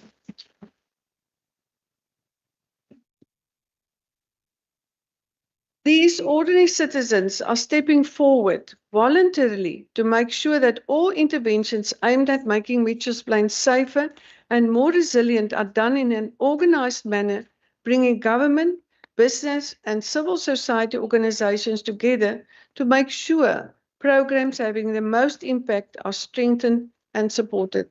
Thank you again. Your commitment, leadership, and willingness to be part of the solution embodies the very spirit of the whole of society approach. Law enforcement in the Western Cape continues to face notable challenges, particularly in relation to resource constraints, limited intelligence sharing, and strained community trust. While ongoing efforts have been made to strengthen policing, high levels of crime persist, especially in areas where law enforcement capacity and visibility remain inadequate. The province and the city will therefore continue to push for targeted expansion of investigative powers rather than a full institutional devolution. This proposal is framed as a performance-driven enhancement within existing constitutional parameters designed to strengthen law enforcement outcomes in high-burden areas. This approach builds on the substantial growth and professionalization of the City of Cape Town's enforcement capacity, focuses on clearly defined categories of crime where investigative backlogs and resource constraints undermine public safety, and directly complements national crime reduction objectives by increasing operational throughput and detection capacity. Better data leads to better planning, better decisions, better interventions, and ultimately safer communities. To keep on improving the capacity and capabilities of our policing and law enforcement agencies in the province, we will continue to fund critical programs that strengthen visible policing and law enforcement capacity across the province. The LEAP program, K9 units in the municipalities of Overstrand, Mossel Bay, Swartland, and Stellenbosch, our rural LEAP, and peace officer training. During the period April 2025 to December 2025, the impact of LEAP has resulted in homicides decrease of 0.91% in our LEAP deployment areas. House Chair, while these are the existing initiatives, we continually have to explore new intervention to tackle the scores of violent crime. We will therefore, together with our safety partners, be embarking on the following new initiative. We will establish an anti-gang hub as a critical intervention to coordinate the anti-gang implementation plan, align efforts across government and civil society, strengthen monitoring and accountability, and improve the integration of data and interventions. This program will be supplemented by the Organized Crime Observatory of the Global Initiative Against Transnational Organized Crime, which is a data-driven approach to understanding gang activity and organized crime. Using community-based researchers, it will gather information on gang activity, inform strategic decisions, provide early warning on gang patterns and activity in the province. Due to the lack of use of modern technologies by our SAPS detective services, we will pilot the SAPS detective services technology modernization project aimed at enhancing investigative capacity. by providing digital skills training to a selected number of detectives at 4 metro and 1 rural STAP station, providing critical digital technology tools and resources, and exploring innovative software solutions that will improve the effectiveness and efficiency of our detectives. House Chair, I would also like to specifically acknowledge members of the South African Police Service in the province who displayed service excellence in the past year. These men and women in blue went above and beyond the ordinary call of duty and standing out head and shoulders above their peers. I proudly request Warrant Officer Wendy Lee from Herald Satellite Police Station to rise. Is she here? Oh, thank you. She was crowned the SAPS Woman of the Year at the 2026 SAPS National Excellence Awards. This was in honor of her exceptional commitment to community service for being the driving force behind initiatives focusing on GBV and community upliftment. Thank you so much.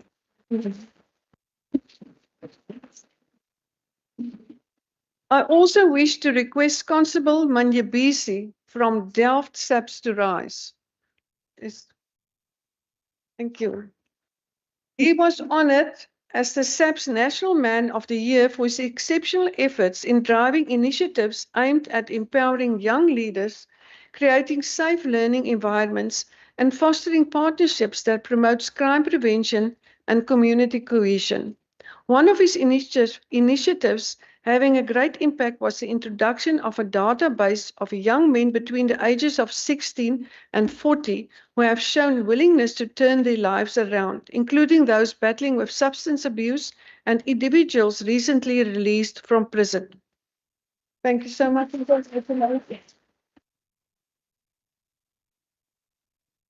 I also want to acknowledge the team from Still by SAPS, who were the winners of the Catch of the Year award. Still by Year. Yeah. This was for a major drug bust involving cocaine with an estimated street value of more than 250 million. I now proudly request the following SAP members to rise: Captain Van Tonder, Warrant Officer De Emilio, Warrant Officer Snentler, Warrant Officer Tarantal, Sergeant Hermanus, Sergeant Johnson, Sergeant Raal, Sergeant Stevens, Sergeant Yankees, Sergeant De Mans, Constable Swigelaar, and the reservist Constable Sambo. Congratulations and thank you.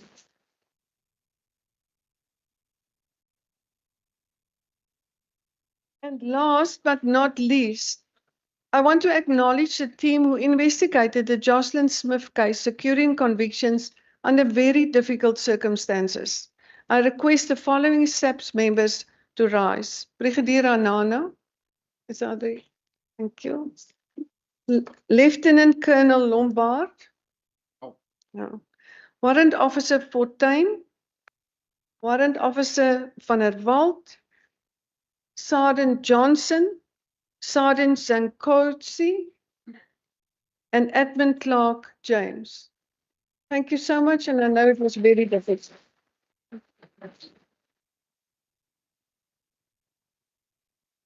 We thank you for going the extra mile and getting it done when it is required. This is an example of what can be achieved when we consistently do the right thing. That is exactly what our criminal justice system needs if we want to shift the dial with reducing violent crime. At this juncture, I wish to convey that Lieutenant General Patekili's term ends in July 2026. General, thank you for the collegial relationship, for being in the hot seat, taking the punches, answering my calls day and night, dealing with the good, the bad, and the ugly. Policing is not an easy task, and the Western Cape is definitely not the easiest place to police considering its history of gangsterism and organized crime. I wish you the best for the remainder of your tenure and a peaceful, happy retirement.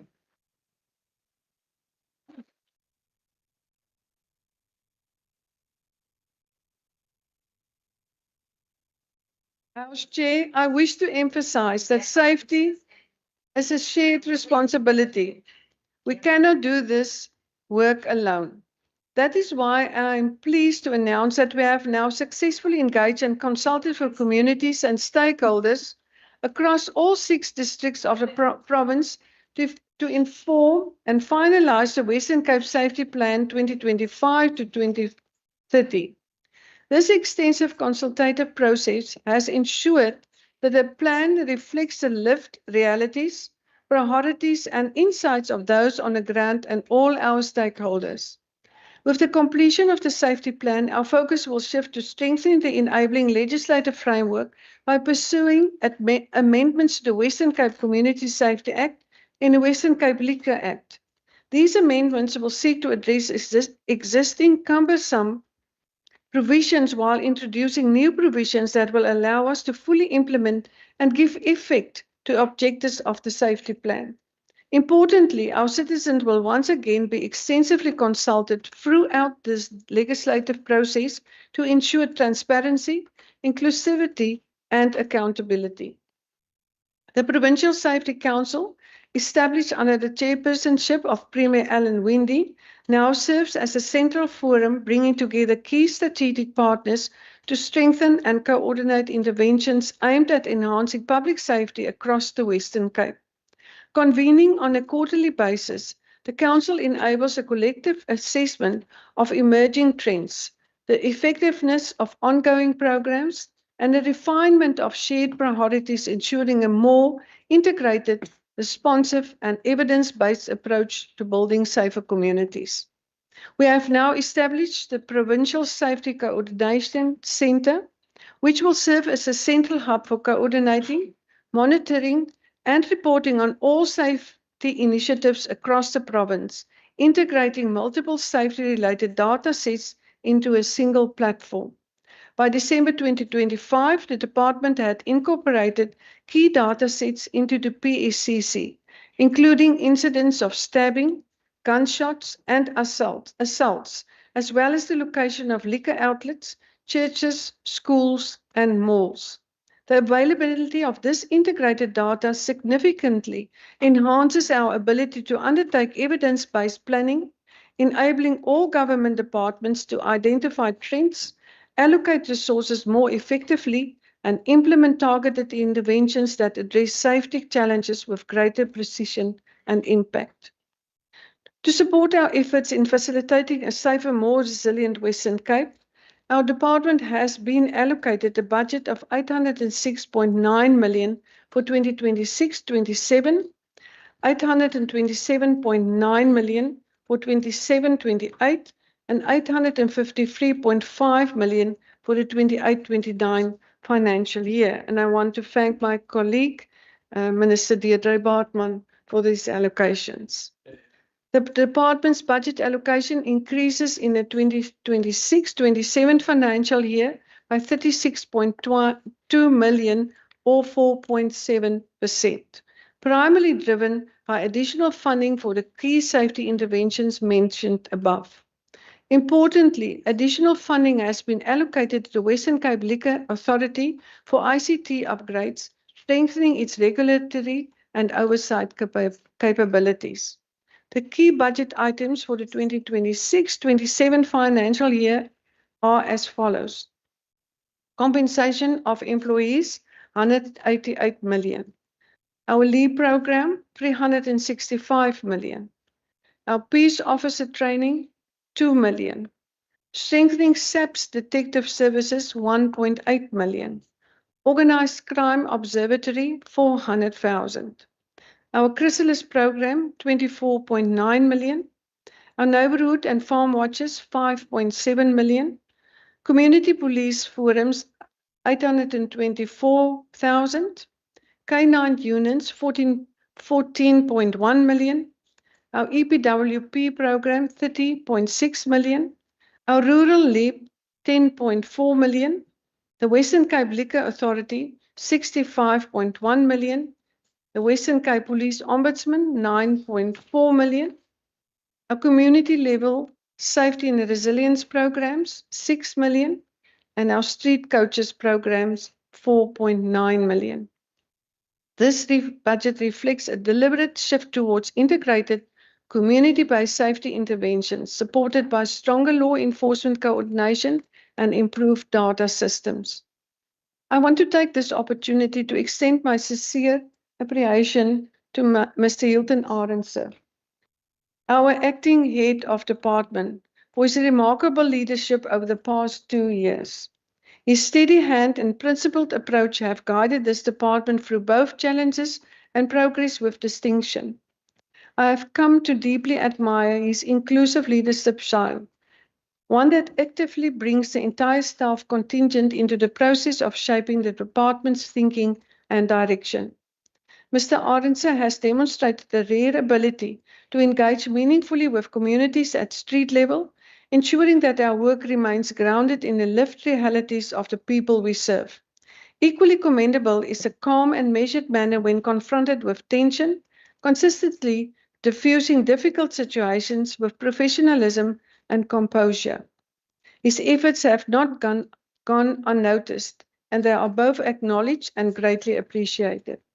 I would also like to extend a warm welcome to Mr. Richard Bosman as he steps into this important role. Mr. Bosman brings with him extensive experience and a deep understanding of this environment, which will undoubtedly serve the department well. I'm confident that his leadership will be instrumental in strengthening and advancing our partnerships, particularly at local government level, as we continue to build safer communities together. I would like to extend my sincere appreciation to the members of the Western Cape Provincial Safety Advisory Committee for their valuable insights and guidance. Your independent perspectives strengthen our work, and we are grateful to have you as an integral part of our collective efforts to enhance safety across the province. Lastly, I wish to thank the dedicated staff of the Department of Police Oversight and Community Safety for their continued commitment and support. Your work remains the backbone of our efforts to improve safety across this province. I also extend my heartfelt appreciation to my ministry staff, whose loyalty and tireless support enable us to meet the demands of this important work every day. In conclusion, I want to reiterate, government cannot do this alone. We need every resident, every organization, and every sector of society to play their part. Together we can break the cycle of violence, restore hope in our communities, and create a society where families feel safe and which enables business to grow and create jobs, and for our residents to get those jobs. A safer Western Cape is not just a goal, it is a necessity for growth, dignity, and opportunity. Let us stand together, work together, and build that future together. True strength lies not in ruthless action, but in the ability to fight crime with precision and get the job done with integrity and compassion. Thank you so much.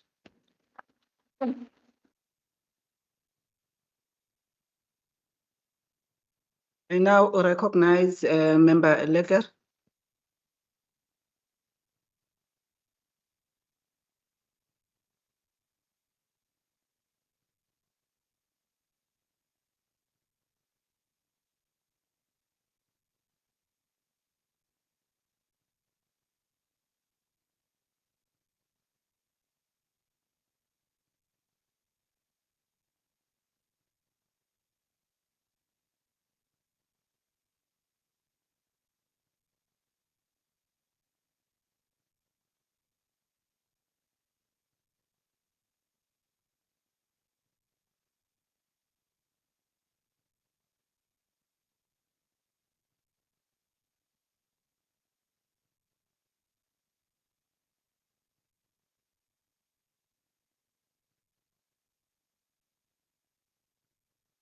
Decide at the NEC, don't worry. Don't rush the process. Good afternoon, House Chairperson and the honorable members. I wish to take this opportunity and acknowledge the presence of the South African Police Service in the province. As I rise on behalf of the African National Congress to participate in this debate on Budget Vote 4, which is the Department of Police Oversight and Community Safety, let me state it clearly and without hesitation that the ANC will not support this budget. We reject this budget because it does not meet the moment we are living in. It does not respond to the fear in our communities. It does not respond to the violence that has become a daily reality. Most importantly, it does not respond to the cries of our people who are demanding safety, dignity, and justice. House Chairperson, the department presents a mission that speaks about safety, resilience, and community empowerment.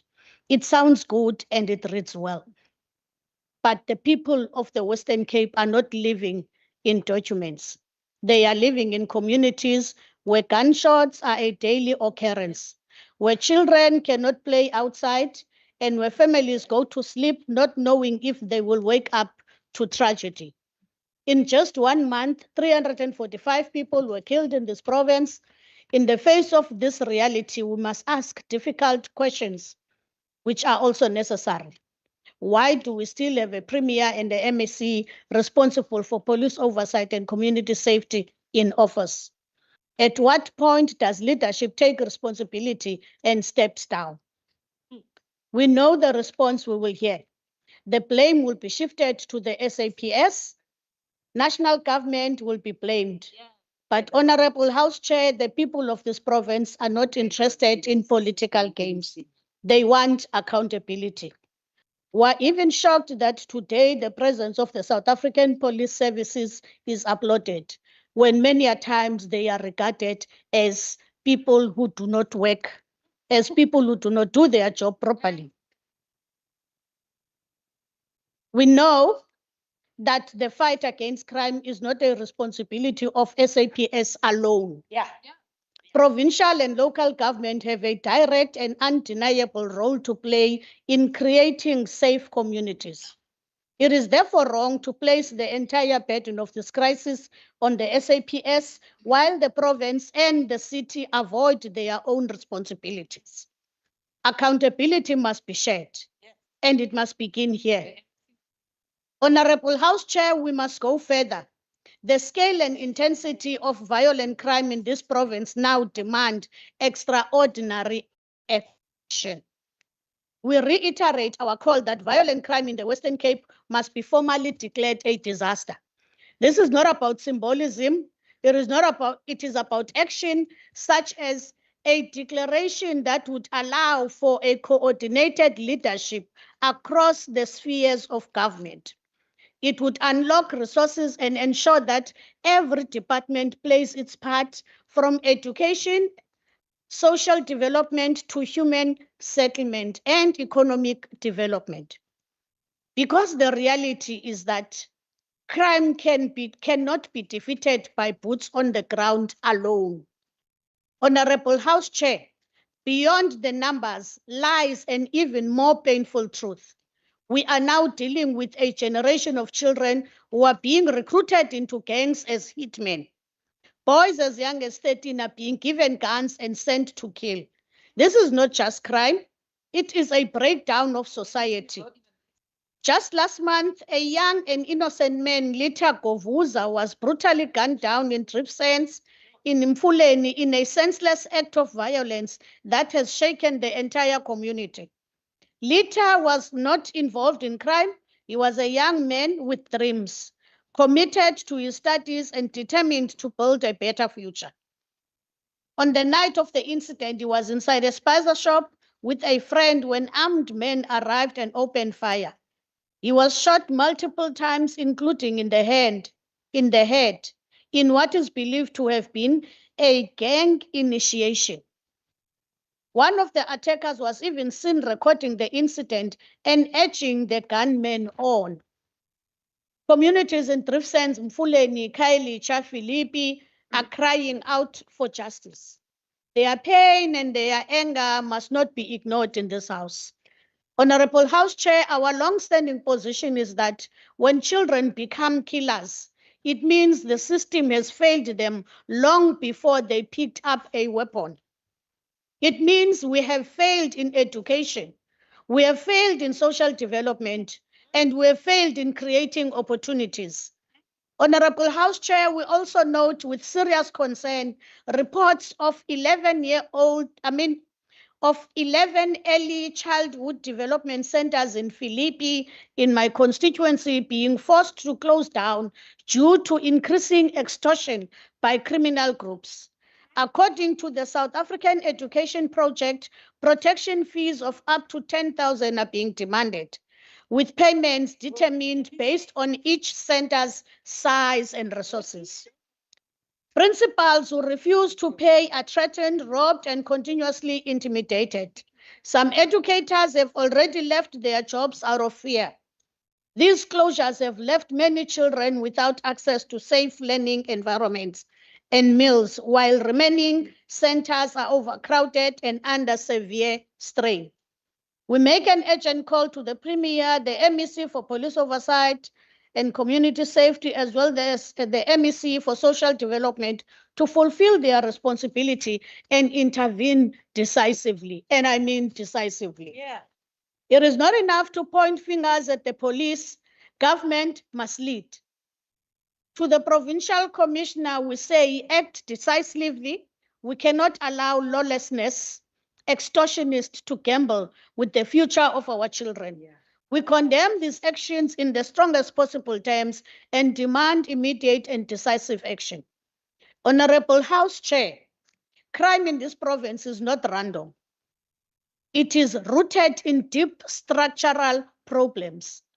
Poverty, unemployment, spatial inequality, school dropout, and the rapid growth of informal settlement have created the conditions in which crime thrives. Let us be honest about where this violence is happening. In places like Driftsens, parts of Khayelitsha, Delft, and Lingeletu West, Menenberg, Hanover Park, Bishop Lavis, in overcrowded conditions with poor lighting, limited access to roads, weak policing presence, and very few economic opportunities. In these spaces, the state is often absent and criminal networks fill the gap. Violence in these communities is not accidental. It is built into the conditions people are forced to live in. Underdevelopment creates the condition for crime, and crime in turn deepens underdevelopment.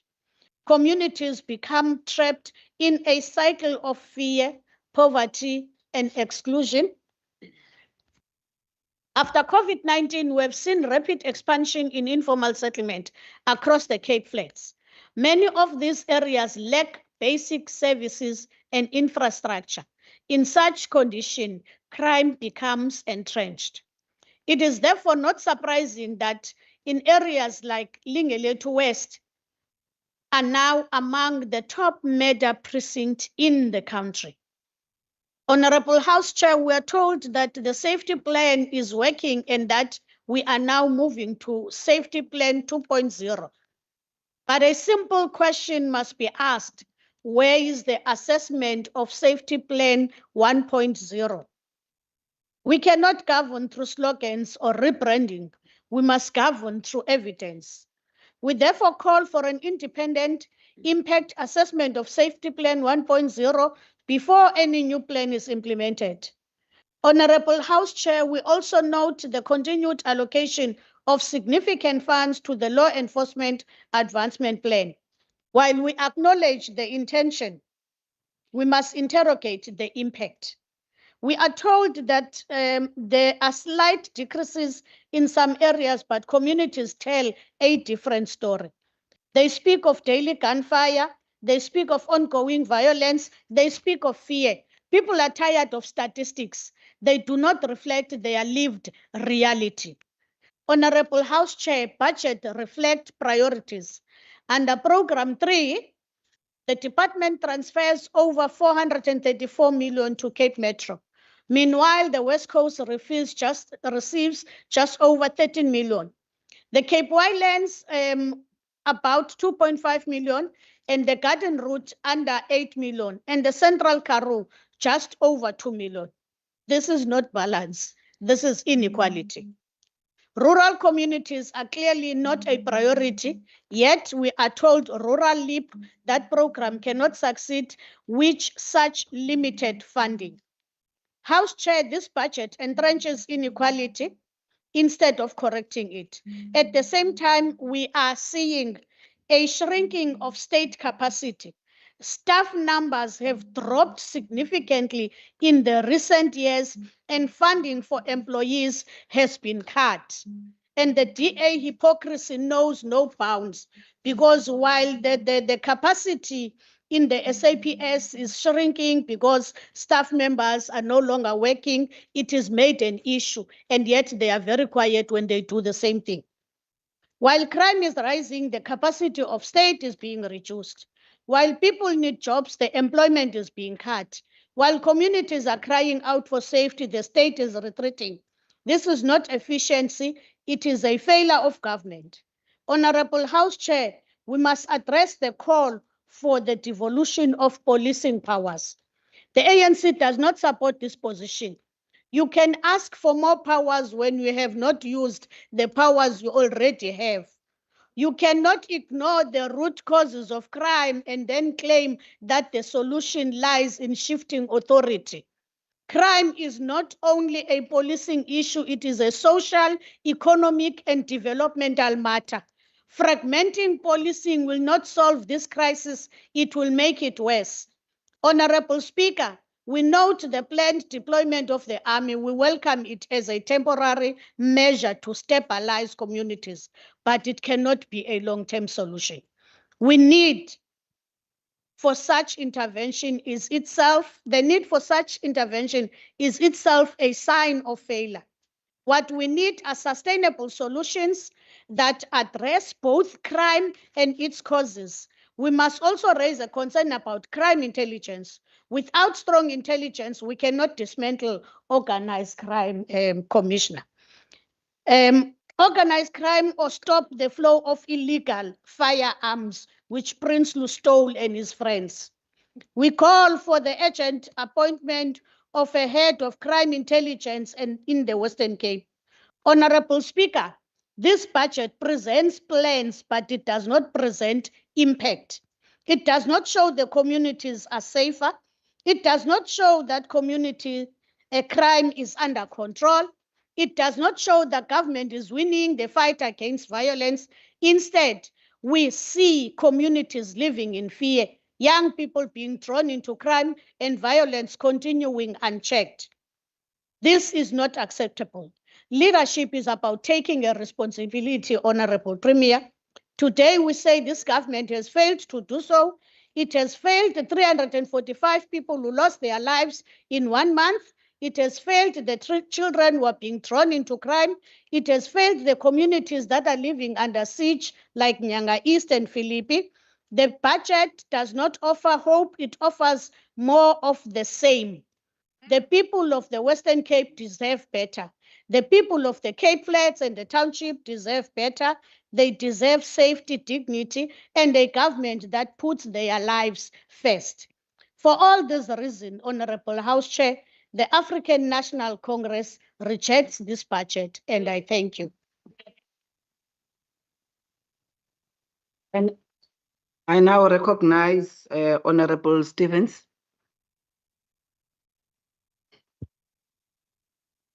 Thank you, Honorable House Chair. Honorable House Chair, Ministers, Honorable Members, and distinguished guests, I greet you all in the wonderful name of our Lord and Savior. The Patriotic Alliance supports the budget vote for allocated to police oversight and community safety. However, our support must be matched with meaningful, visible action on the ground. Communities across the Western Cape continue to live under the daily threat of crime and gang violence. Areas such as Kraaifontein, Bishop Lavis, Elsies River, Mamasbury, Manenberg, Vasantakraal, Nyanga, Gugulethu, and Khayelitsha and Delft remain heavily affected and in urgent need of targeted intervention. We strongly believe that greater investment must be directed towards the expansion of CCTV camera infrastructure in these gang-affected areas. Surveillance technology is a critical tool in both crime prevention and prosecution. and its presence can act as a powerful deterrent. In addition, the deployment of mobile satellite units should be prioritized to enhance visibility and improve rapid response capabilities in high-risk communities. We also note the statement made by the Premier regarding the return of law enforcement in Kraaifontein. Unfortunately, residents on the ground have yet to see any tangible evidence of this commitment. Promises made in this House must translate into real, measurable change in our communities. Our people deserve safety, dignity, and the assurance that government is actively working to protect them. It is not enough to allocate funds. We must ensure those funds are used effectively to restore safety where it is needed most. Thank you. Thank you. I now recognize Honorable Kasim on the virtual platform. Thank you. Chairperson, with all the money being pumped into this province, it still lacks sufficient focus on the underlying social causes of crime, indicating that this DA-run provincial government has continuously failed to prioritize the fundamentals that actually shape people's lives in this province. And this is why the EFF cannot support a budget allocation of those who fail to protect those that they govern. When we look at the budget allocation over the medium term, it will not be enough to assist this province in its fight against crime and the ever-increasing murder rate in the Western Cape. The fact that the military will be deployed once again in this province is testament that the police services as well as law enforcement deployed by this province under the so-called safety plan have failed. Every year, millions of rands are being allocated for the provision of safety in this province, with little to no results shown for such an expenditure. We have even reached a point where the Premier is even too shy to speak about his unsuccessful safety plan project, which once again has not yet yielded any results to date, as the province is too busy putting blame on national as well as SAPS, despite this DA having the big responsibility to ensure the safety of all in this province.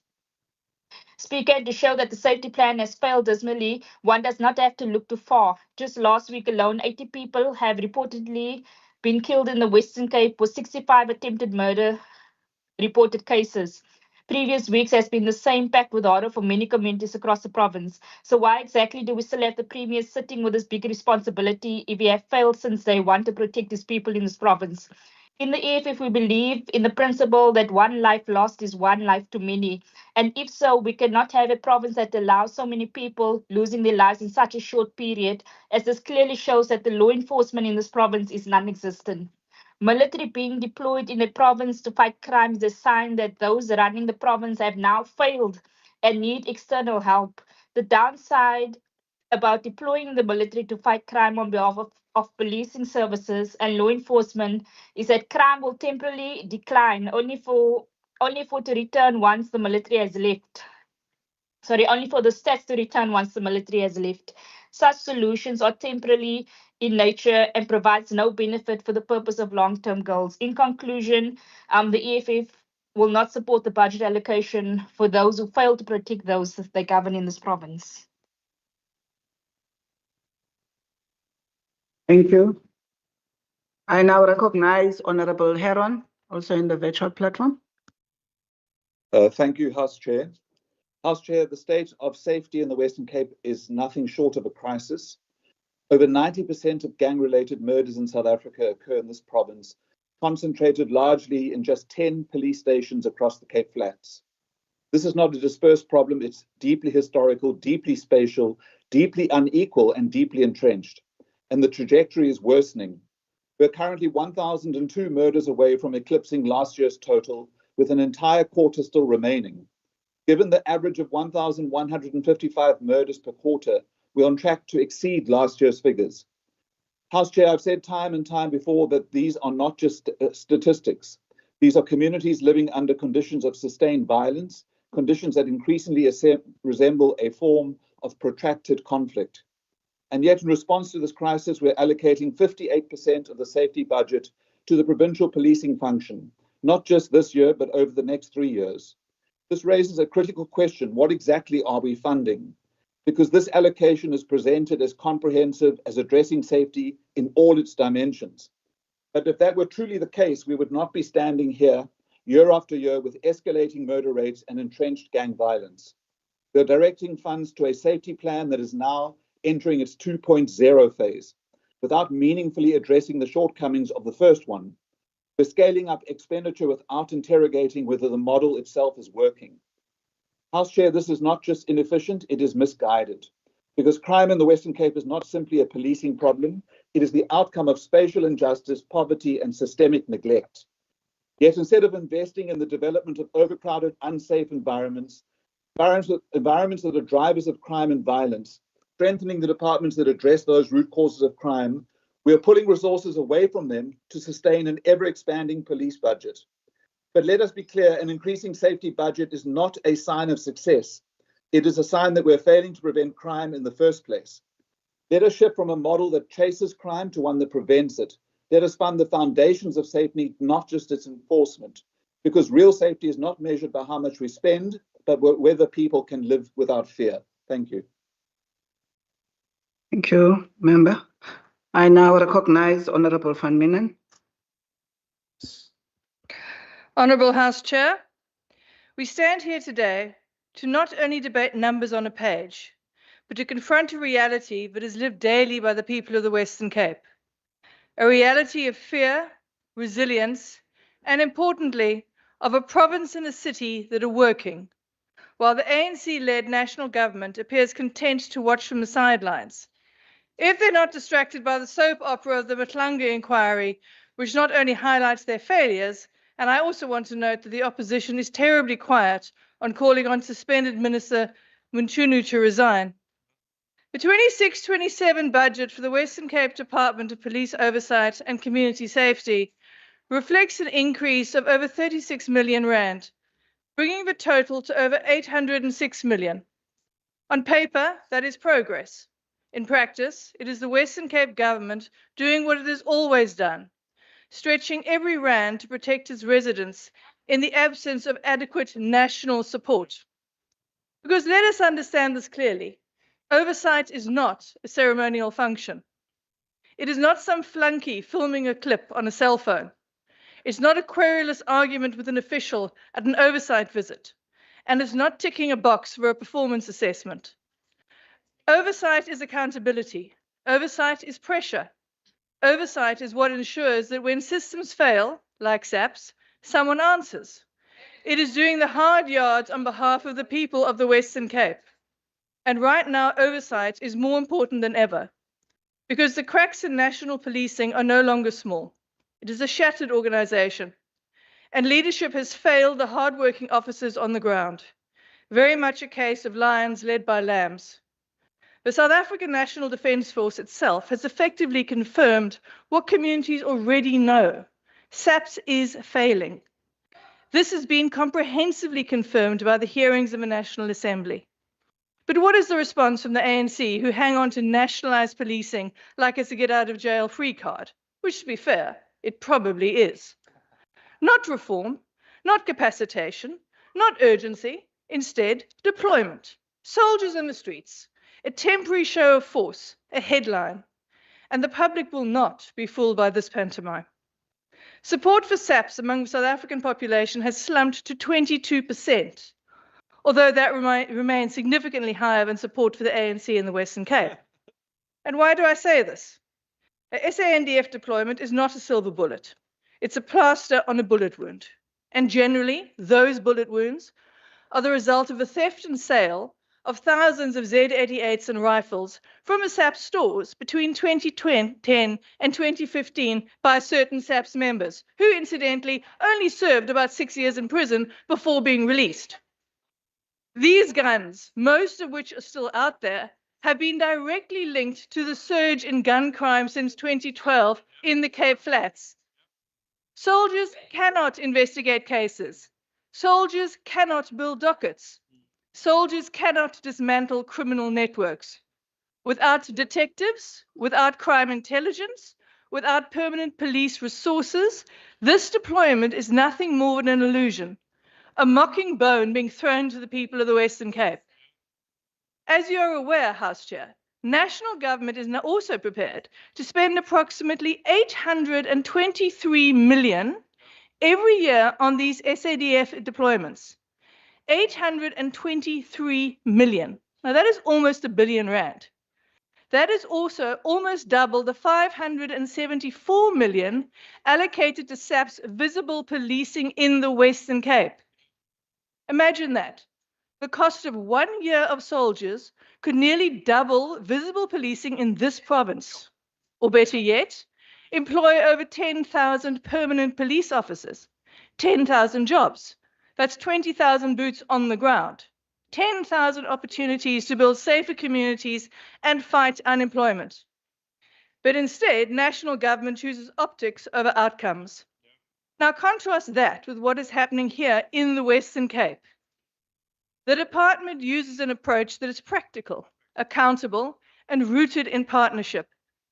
The department's area-based approach reflects exactly that, working hand in hand with municipalities, community police forums, neighborhood watches, community safety forums, NGOs, and businesses to deliver real results on the ground. This is the kind of government we believe in, one that does not stand on the sideline shouting, but ones that step in, listens, and acts decisively. This is why we welcome a budget that prioritizes delivery where it matters most, at community level. Because safety is not built in boardrooms, it is built in neighborhoods. We strongly support the allocation of over 169 million over the MTEF to neighborhood watches and community safety forums. These are the boots on the ground, the ears and the eyes in our communities, and they're essentially making safety everyone's responsibility. We further welcome the allocation for the Street Coaches Program and the Safety Observatory, data-driven policing and necessities if we are serious about getting ahead of crime. The additional allocation of over 18 million for the Community Resilience Program speaks directly to our belief that stronger communities are safer communities. But we also recognize that enforcement remains critical. The DA fully supports the investment into LEAP over the 2026 MTEF and its expansion to 25 municipalities, not just the Metro. LEAP has proven that when you put trained officers where they're needed most, you save lives. More visibility means more deterrence and more protection for our residents. House Chair, when it comes to gangs and organized crime, we must be unapologetically tough. The allocations to the anti-gang hub alongside the SAPS detective capacity pilot is a necessary step in strengthening investigations, improving case outcomes, and ensuring that criminals are brought to book. The K9 units are being supported in Mossel Bay, Overstrand, and Swartland. The Peace Officer Program is creating jobs while increasing visibility in our communities. The Chrysalis Academy is redirecting lives, turning vulnerability into opportunity and feeding directly into employment pathways. This is what responsible government looks like. Targeted investment, strong partnership, and a relentless focus on results. That is what real crime prevention looks like. And at a city level, the results speak for themselves. In a single day, Cape Town's neighborhood safety officers removed illegal firearms and nearly 800 units of narcotics from our streets in Kensington, Westbank, and Hanover Park. That is action, that is impact, that is commitment. While national government debates and has hearings, the city and the province acts. But even these successes come despite limitations imposed by national legislation. Because here's the fundamental question. If Metro Police and municipal officers are already doing the work, why are they not given the powers to do more? Why introduce soldiers when the solution is right in front of us? Expand the investigative mandate to capable local law enforcement. The crisis becomes even clearer when we examine detective capacity. In terms of many studies and modeling, the one commonality across all jurisdictions that prevents crime and recidivism is the consistency of convictions. And for that, you need strong detection, capacitated detectives, and proper support for those detectives. There are over 290,000 active criminal cases in the Western Cape, and only 2,739 detectives. In Sea Point, a detective carries 273 cases with a detection rate of just 28%. This means only 28% of the reported criminal cases the police actually are able to solve. And that is not the same as conviction rates. And this crisis is not confined to the so-called crime hotspots on the Cape Flats. Or to use the deeply dubious term used by a member of the opposition this morning, the Cape Flats problem. Now that description really illustrates the ANC's approach to the people of the Cape Flats. It sees them as a problem, not human beings deserving safety. Move up the coast of Saldanha, 113 cases per detective, with a detection rate of 22%. In Piketberg, it gets worse, 171 cases per detective. In Puckelsdorp, the system is completely overwhelmed, 439 cases per detective. At that point, we must stop pretending. No human being can deliver justice under that weight. Yes, there are pockets of resilience. The Durance at 60%, Ashton at 67%. Prove that when the system works, it can deliver. But these are the exceptions fighting against a collapsing SAP systems failure, and which proves the point that more detectives result in more successes. So let's stop the narrative. This is a so-called Cape Flats problem. It is not. It's a provincial crisis in safety. It's a systematic failure of the ANC centralization of SAPs, and it is everywhere. And that is why this budget includes monies to assist in capacitating the safety ecosystem, to assist SAPs to do their jobs. But the province cannot carry that burden in the absence of the national fiscus to fund what is needed across SAPs in the Western Cape. It risks becoming utterly incapable of fulfilling its constitutional mandate. Now imagine what that 823 million could fund in extra detectives. Who can actually solve crimes, not just march around being a spectacle, wasting over 370 million rand in a National Armed Forces Day that should really be called a National Disgrace Day. Think what those extra detectives could do with building successful dockets. And how do you explain that to a grieving mother, a shattered community, a broken family? This is why initiatives like the Mitchell's Plan project are so critical. They show that focused intervention, proper resourcing, and collaboration worth over 9 million rand can turn the tide. But these initiatives cannot remain isolated successes. They must become the standard. Through you, Deputy Speaker, to the Honourable Heron, do we continue chasing headlines, or do we commit to building real, long-term safety for the people of the Western Cape? Do we continue with the Disney World view of defunding the police and removing the right to self-protection, and then expect some magic spell to make everyone live happily ever after? That's just irresponsible and disrespects the most core value of our Constitution, the right to dignity. Through you, Deputy Speaker, to the Honourable Syed, do we keep deploying soldiers for show, or do we invest in a police service that can investigate, prosecute, and win against crime? Surely that is what your neighbourhood wants. Real progress, rather than Instagram moments with troop carriers. What is it the Freedom Charter said about the police?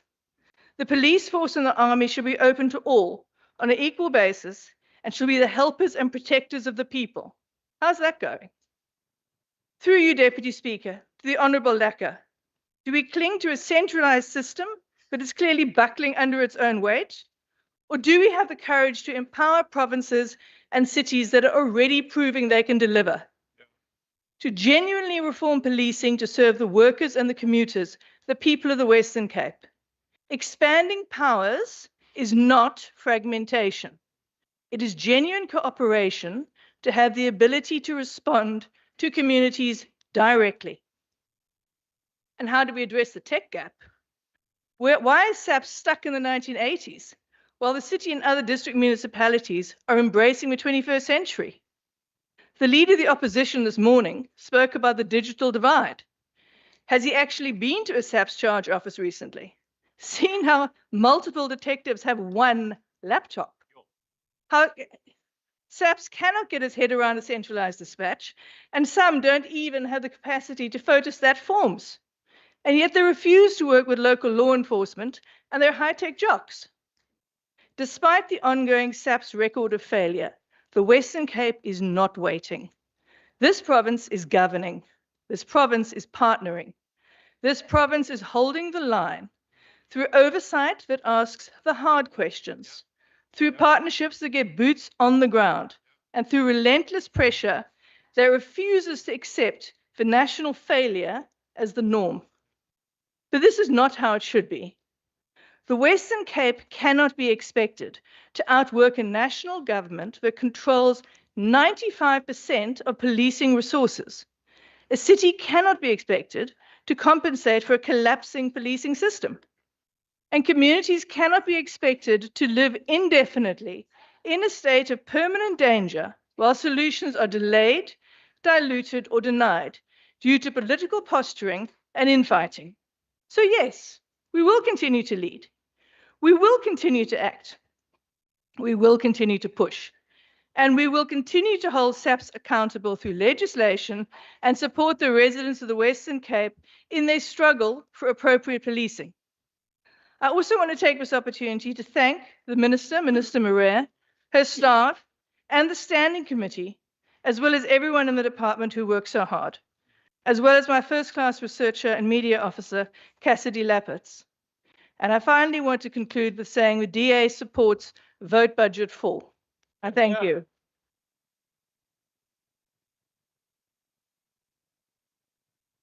Thank you so much. I recognize the Minister. Thank you, Deputy Speaker. I want to reiterate, this budget is a commitment to every resident in our province that we will continue to support crime-fighting efforts, strengthen community resilience, and create safer spaces. And Honourable Lekker, at first I thought you didn't listen well, but you said that it requires a whole-of-society approach. And for that, I thank you. Not policing alone can help us in the fight against crime, specifically extortion and our gang violence. That's why it's a whole-of-society approach. And then I want to say, yes, it's true that regularly I meet mothers and fathers and children who lost brothers and sisters and their children. The mothers lost their child. And my heart bleeds for that. And that's what we must curb. We cannot live in a society where children are killed. So that's what we're going to do, and that is what we're doing in our communities. Then, at our recent MINMEC meeting, we had a frank discussion with Professor Kachalia, the Acting Minister of Police. And we will keep our door open because we need to strengthen the arms of the police in our province, and specifically our detectives. And the province and city will therefore continue to push for targeted expansion of investigative powers rather than full institutional devolution. And as I mentioned, this proposal is framed as a performance-driven enhancement within existing constitutional parameters designed to strengthen law enforcement outcomes and high burden areas. And we keep that door open, and we do have frank discussions about that. Then I want to mention lastly, during my visits to SAPS stations right across the province, I meet responsible police officers, neighborhood watchers, and CPF members. And, we still have decent, working, and capable SAPS officers in our province. And for them, we fight for them to strengthen their arm, to have a resilient and safe Western Cape. Thank you so much.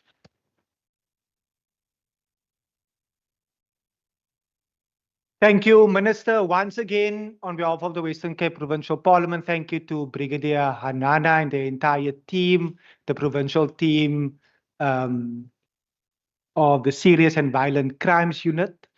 I see the Mitchell's Plain Safety and Development Forum under the chairpersonship of Mr. Isaacs. Thank you so much, Chief Hamilton, and members of the City of Cape Town, Chief Hamilton, together with all of the recipients of the Excellence Awards, PC, together with Deputy Commissioners. Once again, thank you for your presence here today. Acting HOD, together with senior management and incoming HOD, Mr. Bosman, thank you for your attendance. Honorable members, we will proceed, and I will now recognize the Secretary.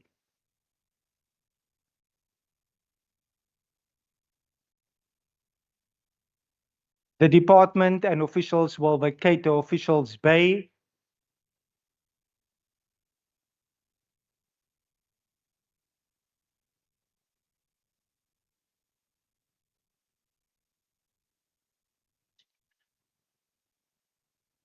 I have noted officials from the Department of Health and Wellness. Colleagues, members, we will give them a minute to enter the officials' bay.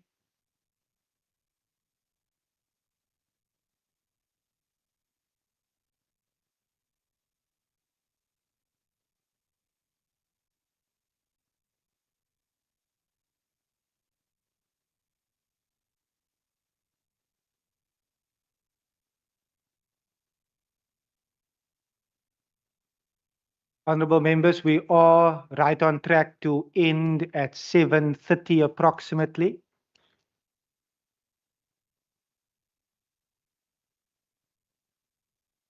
We will commence in exactly 20 seconds. Allow me to welcome HOD Dr. Kluti and the senior management team of the Department of Health and Wellness. I now note the Secretary. Debate on Vote 6, Health and Wellness, Western Cape Appropriation Bill. I recognize the Minister. Thank you, Mr. Speaker. Members of the Western Cape Provincial Parliament, guests, and most importantly, residents of the Western Cape, good afternoon. It's a privilege to table the Western Cape Department of Health and Wellness's 34.47 billion rand budget for the 26-27 financial year. Since becoming Minister, I've witnessed both the hidden and frontline challenges created by the long-term effects of the COVID-19 pandemic, fiscal austerity, national policies that restricted workforce growth, and the withdrawal of donor funding. Despite these obstacles, our more than 33,000 dedicated staff delivered more than 20 million patient contacts last year, holding the line with extraordinary resilience and commitment. But, Speaker, since the main appropriation budget last year, we've started to see genuine green shoots of recovery. Like the rooibos plant that thrives in our province, our system has adapted, endured, and is now regenerating. Through disciplined financial management, a culture of innovation, and a shared commitment to compassionate care, we are shifting from crisis response to long-term building. This budget balances immediate relief for our staff and patients with strategic investments that will strengthen healthcare in the Western Cape for the next decade and beyond. At its core, this budget is about stabilizing the system today while driving reforms that will secure a stronger, more sustainable healthcare future for all our residents. The Western Cape government has set its vision for the province over the next 5 years through the Provincial Strategic Plan. It is about enabling every resident to access opportunities and to live a life that they value. We recognize that the lived experience of our residents is shaped by many interconnected factors and that government plays a role across every aspect of daily life. For the Department of Health and Wellness, our 5-year strategic plan aligns directly with this vision. At its core is a simple but powerful commitment to walk the life journey with each resident of the Western Cape. This means ensuring that our children start well, that our communities are supported to live well, and that our residents are able to age well with dignity and care. This life course approach reflects our understanding that a person's health and wellness is not defined by a single moment, but built over time. It requires targeted interventions at every stage of life, supported by a well-run system that is responsive, integrated, and sustainable. This budget gives effect to our plans. It translates vision into services, strategy into delivery, and commitment into real outcomes for residents. Over the medium-term expenditure framework, we are investing more than 106 billion rand to achieve a healthier Western Cape and a healthcare system that works better for everyone, everywhere. For the 26-27 financial year, the department's budget is 34.47 billion rand. This increases to 35.65 billion rand in 27-28 and 36.73 billion rand in the outer year of 28-29.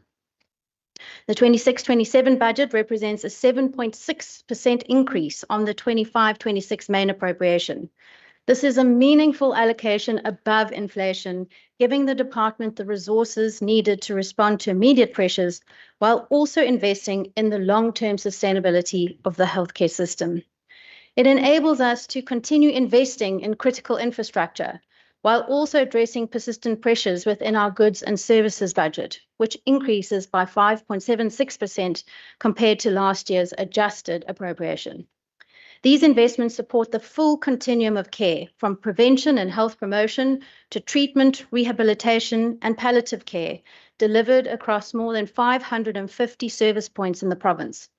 It allows the department to stabilize specific service points that have experienced the most pressures over the last 2 to 3 years, like emergency centers. I'd like to take a moment to recognize the work of our Chief Financial Officer and DDG, Mr. Simon Kay.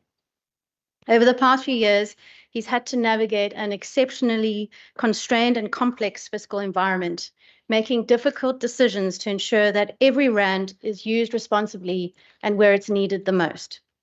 In moments of crisis, Simon has been a steady, disciplined, and deeply trusted hand, providing guidance and insight that have added value to every decision and to every cent spent.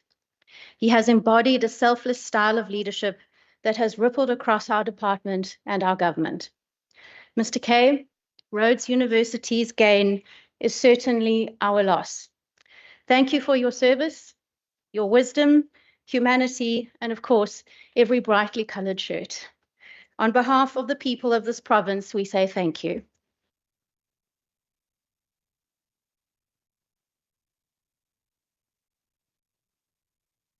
Deputy Speaker, a critical part of strengthening our system is investing in our people.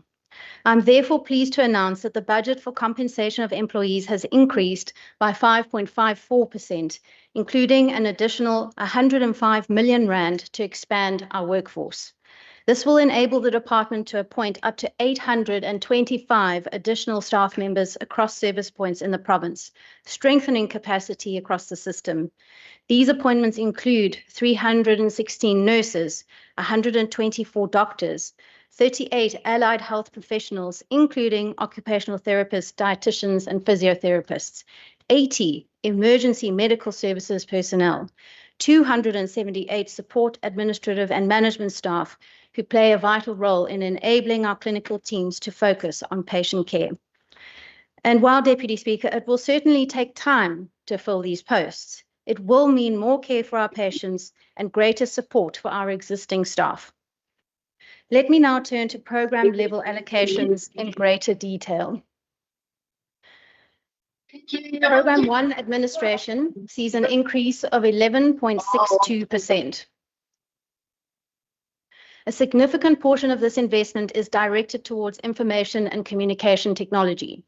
The Western Cape is on a deliberate journey to digitize the health system, improving patient experience, supporting clinical decision-making, and ensuring that our system operates more efficiently.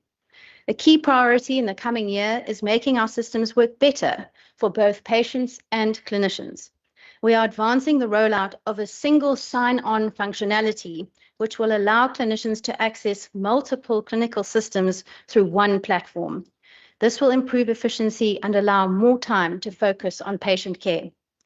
At the same time, we are piloting the first phase of a patient-facing digital platform. This will allow patients to view aspects of their health information and begin to interact more directly with the health system, strengthening their ability to manage their own care journey. We are also upgrading our core patient administration systems to enable more efficient appointment scheduling, with the future ability for patients to book, change, or cancel appointments electronically. This will reduce congestion at facilities and improve the overall patient experience. In partnership with the Gates Foundation, we have secured additional resources to pilot AI-enabled solutions that reduce the administrative burden on clinical staff in primary care facilities, allowing them to spend more time where it matters most, with patients. In Programme 2, District Health Services continue to receive focused investment as part of our deliberate shift from a predominantly curative system to one that places far greater emphasis on prevention. Clinics and community health centres will see increases of 7.97% and 7.63% respectively, strengthening primary healthcare as the very foundation of our health system. This includes shifting appropriate resources closer to where care is delivered, enabling local stewardship and allowing delivery systems to respond to context-specific needs while remaining aligned to our broader strategic priorities. Through our medicine delivery program, eligible patients are now able to receive their medication directly at home. In the past 12 months alone, more than 87,000 medication parcels have been delivered. That is a grandmother who no longer needs to travel long distances to collect her diabetes medication, or a resident with mobility challenges that simply takes their blood pressure medication without worrying about how they will collect it. It is practical, everyday relief that makes it easier for people to take control of their health. Speaker, we are steadily making progress towards achieving our 95-95-95 HIV targets. That's 95% of people living with HIV know their status, 95% of those who know their status are on treatment, and 95% of those on treatment are virally suppressed. To enable this work, the department has allocated 2 billion rand to HIV programs. Tools such as PrEP and PEP continue to play a critical role, particularly for young people and those at higher risk. At the same time, by integrating HIV and TB services at every point of care, we are strengthening our ability to respond to one of the most significant health challenges facing our country. Looking ahead, we are preparing for an important advancement in HIV prevention. In the coming months, we expect the introduction of lenacapavir, a long-acting HIV prevention option, to transform how we prevent new infections. A twice-yearly injection offers a powerful alternative to daily medication, which supports adherence and reduces stigma. But none of this progress happens in isolation. It is made possible through strong partnerships with civil society and communities across the province. The Provincial Council on AIDS and TB continues to play a vital role in bringing these partners together, enabling a coordinated and collaborative response to HIV and TB. I want to thank all of those who continue to stand with us.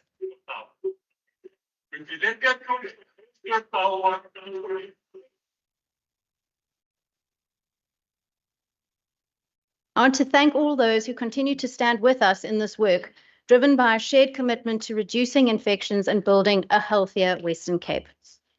Deputy Speaker, in the 26-27 financial year, a total of 5.18 billion rand has been allocated to our district hospitals, such as Khayelitsha and Mitchells Plain.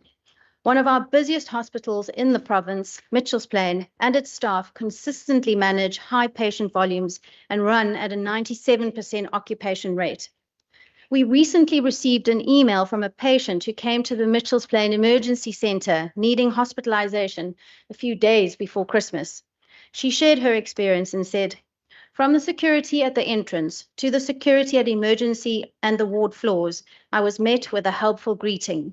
Admin staff, nurses and cleaners was courteous and friendly, making one feel so much better. The above would sound like I was at a private facility, maybe even alone in a ward. Instead, I was part of a full emergency ward following every needed process from bloods to examination to x-ray.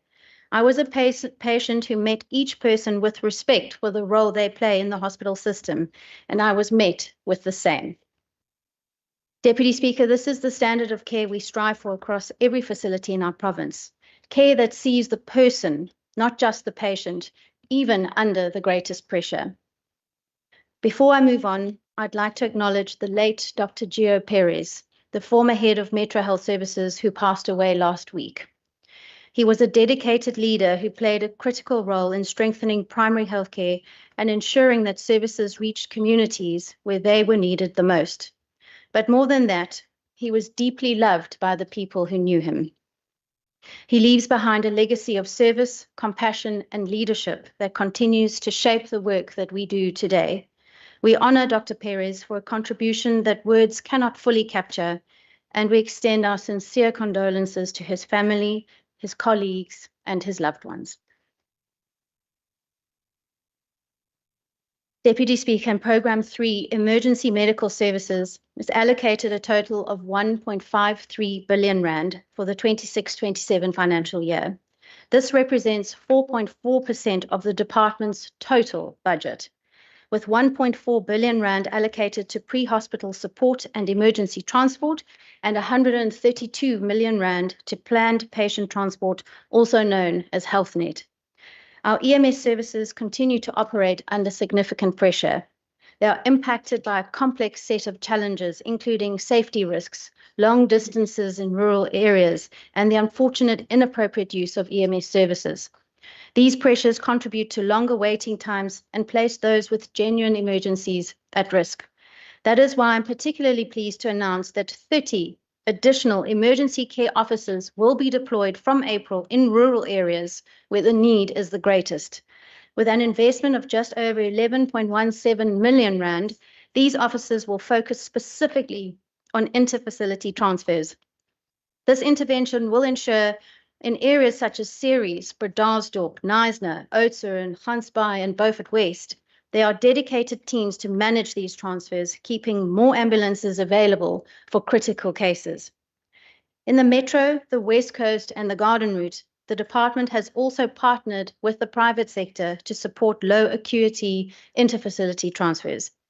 By improving patient flow into, out of, and between facilities, we can free up beds sooner, reduce waiting times, and improve overall efficiency. Since its inception a few months ago in December, this partnership has already enabled more than 2,400 patient transfers. Deputy Speaker, within Programme 4, Provincial and Specialised Hospital Services, 15.85% of the total departmental budget has been allocated to provide care at facilities such as George Hospital, Brooklyn Chest Hospital, and Alexandra. A total of 5.46 billion rand has been allocated to this program, including a notable 5% increase for psychiatric and rehabilitation services. Since the COVID-19 pandemic, demand for mental health services has increased significantly. Mental health is now one of the fastest growing pressures on our healthcare system. We are responding by strengthening acute psychiatric services. This includes a 24 million rand investment to upgrade 72-hour observation facilities at Stikland. Additionally, 3 acute psychiatric units at Eerste River, Khayelitsha, and New Somerset hospitals will be opened and operationalized at a cost of 36.25 million rand, adding 90 new psychiatric beds. But while these facilities are essential for those requiring intensive care, our broader goal is to make mental health support more accessible and earlier. That is why we are launching a new pilot initiative, the Tele-Mental Health Centre. The mental health needs are widespread, but specialists are limited and often concentrated in urban areas. Telehealth gives us a way to bridge that gap. By using our existing digital platforms, we will enable virtual support between specialists and frontline clinicians, and where needed, direct patient consultations. This pilot centre, with an investment of 4 million rand over the MTEF, will operate as a small, dedicated team focused on testing and refining new models of care, identifying what works, and tackling practical challenges needed for future scale. For our most specialised services in Programme 5, caring for the most complex cases are our central and tertiary hospitals, Tygerberg and Groote Schuur, as well as Red Cross War Memorial Children's Hospital. They will receive 9.26 billion rand. Out of millions of patient interactions across our system each year, it is these three hospitals that carry the most complex, high-risk and specialised care. This allocation includes a 6.31% increase in the budget for the Red Cross War Memorial Children's Hospital. Deputy Speaker, it's often said that children are our future, but they are also a reflection of our society and our values. We are currently seeing isolated outbreaks of measles and diphtheria in the Western Cape, both preventable diseases for which safe and effective vaccines exist. These are serious illnesses, and they remind us that prevention must remain at the center of our health system. Vaccines are the most impactful, cost-effective, and life-saving innovations in human history. They quietly protect families and communities every day. Our immunization program focuses on improving access, strengthening routine coverage, and addressing vaccine hesitancy through targeted community-based interventions. We are also strengthening our communication efforts using platforms such as Facebook, Instagram, and TikTok to encourage parents and caregivers to vaccinate while actively addressing misinformation. At the same time, our surveillance systems continue to monitor vaccine-preventable diseases closely, enabling early detection and rapid response. Looking ahead, we will participate in Africa Vaccination Week in April with a focus on reaching and under-immunized children in priority districts, supported by partnerships across the public and private sectors. Deputy Speaker, the HPV vaccination campaign remains a cornerstone of our prevention efforts. In the past financial year, we visited all public and special schools. Of the 50,474 eligible learners, 36,900 girls were vaccinated, achieving 73% coverage. While this is encouraging progress, we know that more work needs to be done. And of course, it's not work that government can do alone. I would like to call on all members of this House to support our efforts to build trust in vaccines within our communities, to use your voices, your platforms, and your leadership to encourage parents and caregivers to protect your children, because trust is the foundation of any successful immunization program. Through this budget, we are investing in prevention to not only save lives today, but to reduce pressure on our health system in the future. This is what it means to deliver growth with discipline and care, investing early, acting responsibly, and ensuring that every child has a fair chance at a healthy future. In Programme 6, Health Sciences and Training, this program will receive 465 million rand to train and prepare the next generation of healthcare workers in the Western Cape. These institutions are centres of excellence and set national benchmarks in health education. The College of Emergency Care in 2022 became the first college in the country to be accredited to offer an NQF Level 6 diploma in emergency care, and it is now progressing towards accreditation for a bachelor's degree. Last year, at the Western Cape College of Nursing, the first cohort of postgraduate diploma students graduated as specialist nurses in areas such as critical care, emergency nursing, mental health, midwifery, and primary care. But training does not only happen in lecture halls. Across the department, we are investing a further 47.5 million rand to upskill staff within our services, ensuring continuous learning and development. In total, 1,500 bursaries will be awarded, strengthening our pipeline of skilled healthcare professionals for the future. Deputy Speaker, in Programme 7, Healthcare Support Services, increases by 6% to a total allocation of 744.9 million rand. These are the essential services behind the scenes that keep our health system running, from engineering to laundry services, to medical depots, orthotic and prosthetic services, and forensic pathology. An additional 27.21 million rand has been allocated to strengthen this capability, including investments that will make forensic investigations faster, more accurate, and more effective.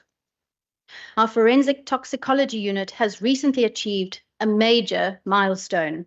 It is now the first provincial public forensic toxicology laboratory in South Africa to be accredited for advanced drug testing methods, which means that the results produced by this unit meet international standards for accuracy, reliability, and credibility. And that matters deeply because every forensic case is a family seeking answers, a justice system that relies on credible evidence. By strengthening our forensic services, we are supporting the work of law enforcement and the courts, ensuring that investigations are backed by high-quality, science-based evidence. Deputy Speaker, this is also what care looks like. Care is not only what happens at the bedside. It is ensuring that every life is treated with dignity, that every case is handled with integrity, and that every family can trust the system to find answers. In this way, even beyond our hospitals and clinics, this budget reflects our commitment to deliver growth with discipline and care. In Programme 8, Deputy Speaker, Health Facilities Management reflects an increase of 22% to a total budget of 1.72 billion rand. This increase is largely driven by Budget Facility for Infrastructure, or BFI funding, which supports several of the province's major healthcare infrastructure projects. While much of this work happens behind the scenes, it is critical in laying the foundation for the next generation of health facilities in the Western Cape. The design and planning for the redevelopment of Tygerberg Hospital and the new Metro East and Metro West regional hospitals are underway. These are once-in-a-generation facilities that require deeply technical planning and engineering. Behind the scenes, preparation taking place to make these possible and change the health landscape in the Western Cape. And, Deputy Speaker, while this work is ongoing, our investment in healthcare facilities continues. In the 26-27 financial year, we will have 22 projects in planning, 57 in design or tender phase, and 42 projects either under construction or being handed over to our clinical teams to begin serving patients. These include refurbishments at Amalienstein and Carlitsdorp clinics, new and replacement clinics in Deersville, Mossel Bay, Hanover Park, and Weltevreden, and major rehabilitation projects at Montague Hospital, Paarl, which was recently damaged by fire, Alexandra Hospital, and New Somerset Hospital. We will also open the doors of the new Ravensmead Community Day Centre, Hornley Clinic, and the upgraded Emergency Centre at Grootersdorp Hospital in this new financial year. Deputy Speaker, infrastructure is not only about buildings, it's also about creating environments that support better care. That is why over the next 3 financial years, the department will invest 57.54 million rand in photovoltaic systems across our facilities to improve energy resilience, reduce costs over time, and help ensure that our services can continue uninterrupted. Deputy Speaker, together each program forms a public healthcare system that is far greater than the sum of its parts. And these are only some of the ways in which this budget will be put to work.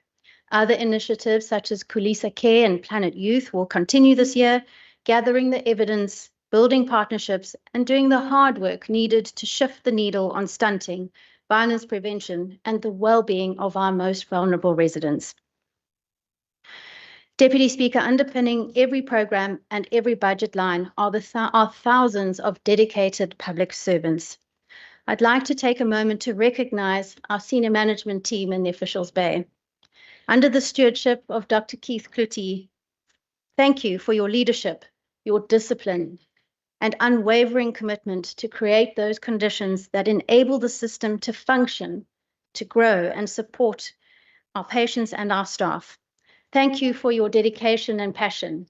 Thank you for your professionalism and care, which are changing lives every day. I'd also like to thank my excellent team in the ministry who work so incredibly hard every day to make a difference. I'm enormously grateful.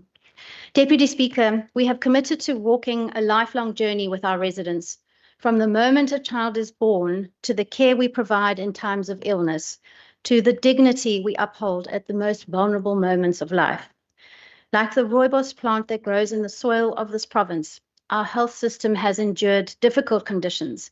It has been tested by crisis, shaped by constraint, and strengthened through resilience. Today, we are building a system that is more responsive, more sustainable, and better able to meet the needs of the people we serve, not only today, but for generations to come. This budget allows us to provide targeted, non-recurrent seed funding to test and scale innovative interventions, developing new models of care and redesigning existing services to improve how we deliver care to our residents. This budget reflects our commitment to invest with discipline, to grow responsibly, and to place care at the center of everything that we do. A strong health system is built not only through budgets and policies, but through partnership, trust, and shared responsibility. And it requires all of us to recognize that health is not something we deliver, it is something that we build together. Thank you.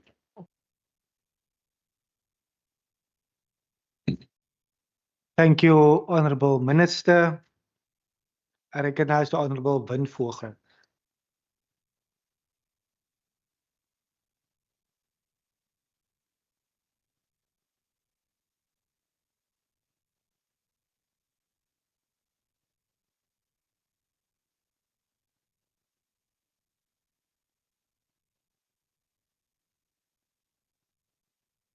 Agbare Deputy Speaker, die mense van die Weskaap, agbare lede.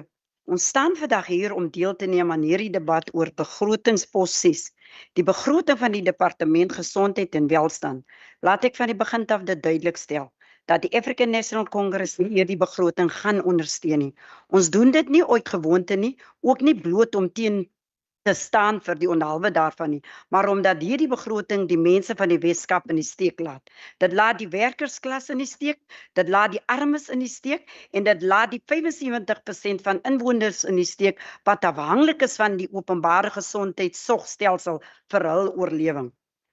Agbare Speaker, die departement stel hierdie 34,5 miljard begroting voor as 'n keerpunt, 'n oomblik van herstel. 'n oomblik van herbelegging. Ons word vertel dat die stelsel besig is om uit die finansiële druk te kom. Maar die vraag wat ons moet vra is eenvoudig. Vir wie is hierdie herstel? Want vir die mense op die grond is daar geen herstel nie. Daar is steeds pasiënte wat op die vloere van ons hospitale slaap. Daar is steeds gemeenskappe wat ure en soms dae wag in die son en in die reën vir nooddienste. Daar is steeds moeders wat nie betyds sorg vir hul kinders kan kry nie. Hierdie begroting praat die taal van vooruitgang. Maar die werklikheid wat ons mense elke dag ervaar, vertel 'n heel ander storie. Die Weskaap het 'n bevolking van meer as 7,7 miljoen mense, waarvan ongeveer 75% op die openbare gesondheidsorgstelsel staat maak. Tog bly die infrastruktuur, personeel en diensvermoë van hierdie stelsel heeltemal onvoldoende. Honourable Deputy Speaker, we recently engaged with communities and hospital management in George. What we heard there is not theory, it is life experience. The George Regional Hospital, a 266-bed facility, we were told is the only regional hospital serving the entire Garden Road and Central Karoo district. It is expected to carry the burden of emergency care, surgery, oncology, and more for entire region. The absence of another regional hospital in the region has placed enormous pressure on George Regional Hospital. Communities in Bito and surrounding areas have made a consistent and reasonable demand for the establishment of a 24-hour facility closer to where they live. Instead, they are forced to travel long distance, often without reliable transport, while ambulances are in short supply. Honourable Deputy Speaker, these are not abstract complaints. These are structural failures that cost life, and this budget is silent on them. Across the Garden Route district, there are severe shortages of ambulances. Communities have raised concerns about delayed emergency response times, especially after hours. People are dying while waiting for ambulances. The budget allocation at just 1.5 billion for emergency medical service is not enough to adequately respond to these urgent needs. Honorable Deputy Speaker, one of the most alarming indicators in this budget is the collapse of preventative health care. The department itself admits that the percentage of children not fully immunized has increased dramatically from 14% to 29% in recent years. This means that more children are at risk of preventable diseases. It means that the system is becoming reactive rather than preventative. It means that we are storing up a public health crisis for the future. And yet, despite this, the department continues to speak of success. We must ask, how can there be success when basic child health indicators are worsening? Honorable Deputy Speaker, in this context, we must address the much publicized Kulisa Care program, which the department presents as its flagship response to child malnutrition and stunting. Kulisa Care is a noble and necessary initiative aimed at addressing child stunting and improving early childhood outcomes, and we support its intent. This program is a collaborative effort led in large part by the DG Maritras, whose contribution into early child development must be recognized. The real issue, however, is scale and urgency. Kulisa Care must be expanded, fully funded and integrated into the health system to reach all who need it, not just a selected few. Honorable Deputy Speaker, the department speaks of a positive net fill rate and claims to have reversed a negative growth trend in staffing. But what does this mean in practice? Because across our facilities, the reality is clear. There is a staffing crisis. Nurses are overworked, doctors are overstretched, support staff are insufficient. Rural clinics are without permanent doctors. During the 2025 budget adjustment, the department's budget for compensation of employees was reduced by 52.3 million. Therefore, we must interrogate whether this so-called positive net fill rate is simply the result of keeping funded posts unfilled and calling it and call it what it is. Because for the patients waiting in a queue, for the nurse working in a double shift, these technical terms mean nothing. Agbare Speaker, ons verwelkom die toekenning vir die herbou van die Klipfontein Streeks Hospitaal. Maar ons moet eerlik wees met die mense daar buite. Dit is nie die eerste keer dat so 'n begroting toegeken word nie. Keer op keer is fondse onbesteed teruggestuur na tesorie. Keer op keer is beloftes gemaak en gebreek. Die mense van die Klipfontein gebied wag al meer as 'n dekade sedert die sluiting van GF Hospital. Nou word hulle gesê om te wag tot 2033 of self langer. Dit is onaanvaarbaar. Die mense wil nie hoor van professionele dienste. Hulle wil stootkrappers op die grond sien. Hulle wil sien dat bouwerk begin. Ons eis daarom duidelik waarborge dat hierdie begroting besteel sal word en dat konstruksie sonder verdere betraging sal begin. Intussen herhaal ons beroep dat die departement Kailicha District Hospitaal Mitchellsplein dit word opgegradeer na 'n streekstatus. Die mense kan nie nog 'n dekade wag nie. Agbare Speaker, daar is tans groot ontsteltenis uit gemeenskappe oor die toestand by Mitchellsplein District Hospitaal. Ons hoor van pasiënte wat op die vloere slaap. Ons hoor van mense wat daarlank wag vir hulp. Ons hoor dat mense beseer word as gevolg van nalatigheid. As lede van hierdie huis het ons 'n grondwetlike plig om toesig te hou. Ons sal nie versuim om ons plig na te kom nie. Honorable Speaker, as we approach World TB Day on the 23rd and 24th of March, we must reflect on the province's commitment to combating HIV, AIDS and TB. The facts are deeply concerning. The Western Cape province have the highest TB rate in the country. The Premier of the Western Cape has never attended a single Senate plenary where premiers are required to account for their provincial response to HIV and AIDS and TB. The Premier had to be compelled to chair the Provincial AIDS Council, a responsibility he initially delegated to his MEC. Even now, the province is not fully complying with national expectations. At the same time, we see dangerous misinformation spreading in our communities, such as substances like Gomorrah being sold as cure for HIV and AIDS. Where is the leadership? Where is the public education campaign? We welcome, however, the national government has allocated 1.9 billion for the comprehensive HIV and AIDS component. Honourable Speaker, we must also raise the issue of access to treatment for inmates at Paulsmoor Prison. Awaiting trial prisoners are meant to access healthcare service, including TB and HIV treatment. Yet since COVID-19, this has not been happening consistently in the Western Cape. This is a violation of basic human rights. Healthcare is not a privilege, it is a constitutional right. This is another matter we consider taking to the Health Ombuds and Human Rights Commission. Honourable Deputy Speaker, several clinics, including Luvuyo and Matthew Corniwe, have been penalized by the Department of Labour for poor infection control. Kaya Kuyasa clinic faces serious infrastructure challenges, including inadequate filing facilities. These are indicators of systematic neglect. The department is aware of these issues, and yet this budget is silent on these matters. Silence, Honourable Deputy Speaker, is not an acceptable response. Honourable Deputy Speaker, teenage pregnancy remains a crisis in the province. In 2024 alone, over 110,000 births were recorded amongst girls aged 10 to 19, including nearly 300 cases involving girls between 10 and 14 years old. We must ask difficult but necessary question. Who are the perpetrators? What investigation have been conducted? What action has been taken? Because it's highly unlikely that these girls as young as 10 are being impregnated by boys over 18.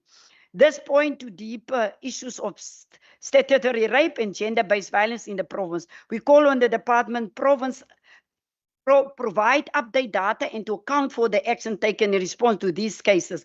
Honourable Deputy Speaker, this department is set to spend 609 million on machinery and equipment. We must interrogate the relationship between the public and private healthcare care sector.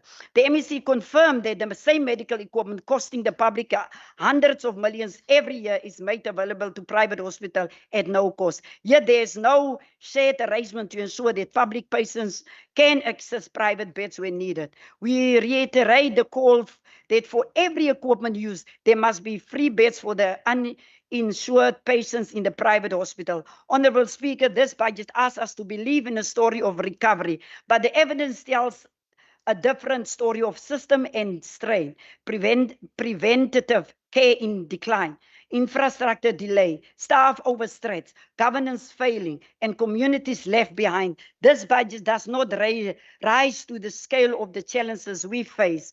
It does not reflect the urgency required. It does not prioritize the needs of the most vulnerable. And for that reason, Honourable Speaker, the African National Congress reject this budget. We reject on behalf of the patients sleeping on the hospital floors in hospitals. We reject on behalf of the children who are not immunized. Mr. K, ek wens jou alles wat mooi is met jou nuwe journey na die Ooskaap. Jy's 'n Ooskaap kind. Jy gaan terug waarvandaan jy kom. Gaan doen wat jy weet die beste is. Dr. Karim en die HOD, Dr. Kluti, dankie vir julle responsiveness regardless the political landscape we find ourselves in.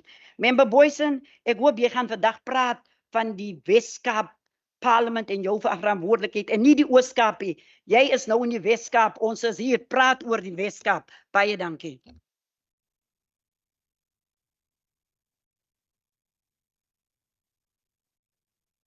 Thank you, Honourable Van Vogel. I recognize the Honourable Stevens.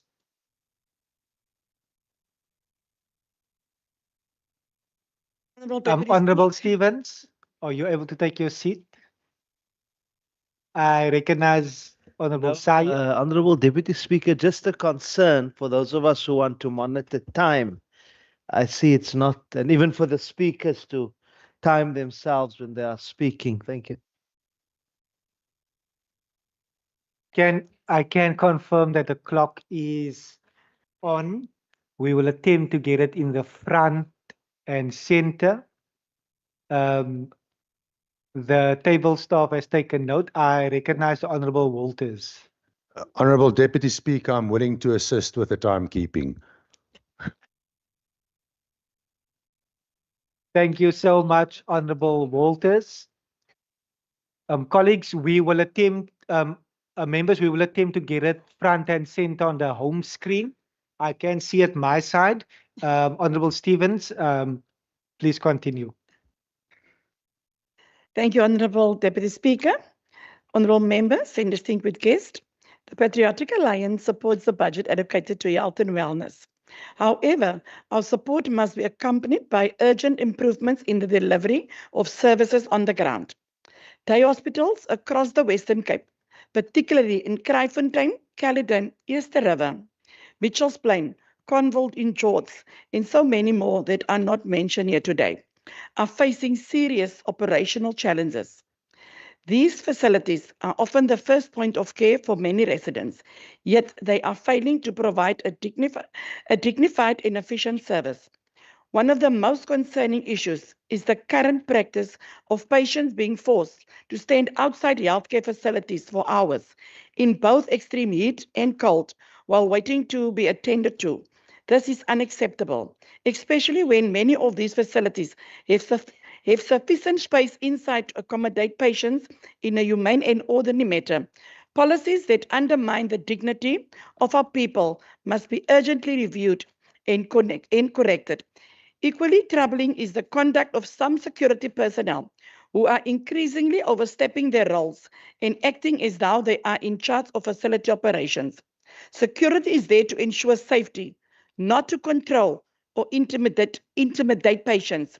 Clear boundaries and proper oversight must be enforced. We must also address the ongoing challenges related to staffing shortages, which continue to place immense strain on healthcare workers and compromise the quality of care provided to our communities. Furthermore, emergency medical services remain under pressure, with delays in limited availability continuing to put lives at risk. Strengthening the EMS capacity must be a priority if we are serious about saving lives. Supporting this budget means holding the department accountable to ensure that the resources translate into real, tangible, and improvements. Our communities deserve accessible, respectful, and efficient healthcare services. Thank you. Thank you, Honorable Stevens. I recognize the Honorable Lithako. Thank you very much, Deputy Speaker. The Economic Freedom Fighters does not support the budget because Western Cape needs efficiency in the health sector. It cannot be that each year a budget is passed, but our people continue to be subjected to long queues in hospitals and clinics, with some people ending up having to return home without receiving any medical assistance. Infrastructure is the main obstacle in the province when it comes to access to proper health care. Today, residents in Klipfontein sub-district do not have hospital following the decommissioning of Josta Hospital in the area, which was servicing a lot of communities in the area. It cannot be that one hospital is decommissioned with no tangible plans with regards to when the replacement hospitals will be completed. The fact that it's not clear when the new hospital in the area will be completed, it's a disaster for people in the Klipfontein area who are in need of healthcare service provided by the state. The right to access to healthcare can only be achieved if healthcare facilities are also closer to our people. Lastly, the majority of people who use public service healthcare system are mostly not well off. Most of them are unemployed and cannot afford to constantly pay transport costs in order to access these healthcare facilities. For these reasons, Deputy Speaker, the EFF will not support the budget. Thank you very much. Thank you so much. I recognize the Honorable Michaels. Ja, elke dag is die Kersmoosie. Deputy Speaker, onder die begroting gesondheid en welstand sien ons 'n regering wat praat van doeltreffendheid en dissipline, maar stil bly oor die werklikheid in ons klinieke en hospitale. Oorvol wagkamers, onderbemande fasiliteite, gemeenskappe wat ure moet wag vir basiese sorg en tog neem die befondsing per persoon af. Dis nie sorg nie, dis 'n stille vorm van ontmensliking van die armes. Deputy Speaker 1, gegeewe die per capita provinsiale finansiering, gegeewe dat per capita provinsiale finansiering afneem, hoe beplan die departement om billike toegang tot gesondheidsdiens in oorvol en onderbefondsde gemeenskappe te handhaaf? 2, waarom prioritiseer die begroting fisikale dissipline bo die dringende behoefte om gesondheidsinfrastruktuur in onderbediende gebiede soos die Kaapse vlakte en landelike dorpe uit te brei? Kan die departement verduidelik hoe verhoogde personeelgetalle sal lei tot verbeterde diensleweringsuitkomste terwyl sistematiese onderbefondsing steeds druk op voorlyn dienste plaas? Hoe spreek hierdie begroting die groeiende geestesgesondheidskrisis, dwelmmisbruik en geweldverwante trauma in gemarginaliseerde gemeenskappe aan? Dankie, Deputy Speaker. Thank you, Honorable Michaels. I recognize the Honorable Boyson. Honorable Deputy Speaker, there are moments in governance where numbers stop being numbers and start becoming a mirror that reflects not just what we spend, but what we are, what we value, and what kind of a future we are building. This is one of those moments. A total allocation of over 34 billion rand with an increase of over 1.8 billion is not accidental. It is deliberate, it is targeted, and most importantly, it is value driven. Because budgets, Deputy Speaker, are moral documents, they tell you exactly what a government chooses to prioritize. And this budget makes one thing very clear. In the Western Cape, we choose dignity, we choose access, we choose quality healthcare. Now, let us be honest about the choice before us, because South Africans know this choice all too well. Do we want more of Tembisa Hospital, or do we want more of Groote Schuur Hospital, a symbol of excellence where innovation thrives, where professionals are supported, and where lives are saved with world-class care? That is the line, Deputy Speaker, and this budget draws it clearly, because what we see here is not reckless spending, it is strategic investment. Program 2 expands frontline healthcare with an additional 588 million rand. The budget goes directly to primary healthcare services, not administration, not bureaucracy, but clinics, nurses, and communities. That is what a pro-poor approach looks like. It says to the mother in a rural town, to an elderly patient in a township, to a child in a vulnerable community, you will not be left behind. And then, Deputy Speaker, we go deeper. Violence prevention is no longer treated as an afterthought. With over 106 million rand committed over the medium term, this government recognizes a simple truth. Violence is a public health crisis, one that fills our trauma wards, stretches our emergency services, and places an immense and preventable burden on our healthcare system. Every stab wound, every gunshot, every act of violence end up in our hospitals. So if you are serious about fixing healthcare, you must be serious about preventing trauma before it even reaches the emergency rooms. This is exactly what this budget does. Program 4 strengthens the backbone of specialized care, our regional hospitals, our psychiatric services, and our rehabilitation centers. Because healthcare does not end with patient survives, it continues through recovery, through mental health support, and through rebuilding lives. Deputy Speaker, an increase in psychiatric funding sends a powerful message. Mental health is not a secondary, it is essential. The over 73 million rand increases in rehabilitation funding affirms that recovery, dignity, and the full restoration of patients' lives are central to our healthcare system. Deputy Speaker, if you want excellence, you must invest in people. Program 6, grows training and development, ensuring a pipeline of skilled, homegrown healthcare professionals, because a world-class hospital is nothing without the doctors, nothing without the nurses and specialists who bring it to life. Let us turn to infrastructure, and here the ambition becomes undeniable. Clinics are being built, upgraded, and replaced. District hospitals are being modernized. Major investments are flowing into the Tygerberg Hospital and Grooteskier Hospital, not just to maintain them, Deputy Speaker, but to future-proof them. This is how you build a system that lasts. Even in crisis, Deputy Speaker, this government responds with urgency.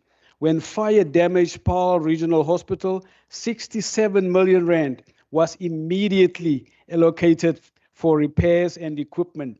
That is what responsiveness looks like. That is what a capable state does. And while others talk about resilience, this budget builds it through energy investments, solar infrastructure, and backup systems to ensure that hospitals do not go dark when the grid does. So, Honorable Deputy Speaker, let us return to the central question. Do we want a healthcare system that lurches from crisis to crisis, where mismanagement becomes the norm? Or do we want a system that plans, that invests, and that delivers? Through you, Deputy Speaker, to my Honorable Vin Vogel, do we want more of a Tembisa or more of Grooteskier? This budget makes the choice. This budget makes the choice. It chooses stability over chaos. It chooses investment over neglect. It chooses a future where healthcare is not a privilege, but a guarantee. And that is why this budget stands as a clear, deliberate choice. One that advances dignity, strengthens care, and delivers the kind of healthcare systems our people deserve. And Deputy Speaker, through you to Mr. K, we're going to see your footprints after you have long left the Western Cape. We wish you all the best. The DA supports this budget in its fullest. Thank you. Thank you, Honorable Boyson. I recognize the Minister. Thank you, Deputy Speaker. Thanks to honourable members that participated in the debate. I'll just respond to a few issues. First, on Khulisa Care. It is a partnership and it is a pilot, and we're in partnership with the DG Murray Trust as well as ShopRite, Grow Great, and many others. It is a whole of society program to address stunting in small children. It is a pilot study, and as we are a data-led and evidence-based government, we have to wait for the pilot to provide the results to see if this type of intervention has the type of results and success that would make it possible to roll out. So we have to wait to see what the results are and what and if this is the intervention, and then we can determine if we will scale. So we need a little bit of patience to make sure that we get all the information in and to see that it can deliver what we hope it will deliver. Honourable members, we are coming out of a very difficult time, but we've learned from the way our staff have responded to these very difficult challenges and the immense pressure that they've had to face. So now we're writing a new chapter that's focused on stability and on reform, and I look forward to working with the honourable members of this House on this journey. I'd like to thank the parties that are supporting this budget, and we've taken note of the concerns you've raised and will work towards improving these. Thank you very much.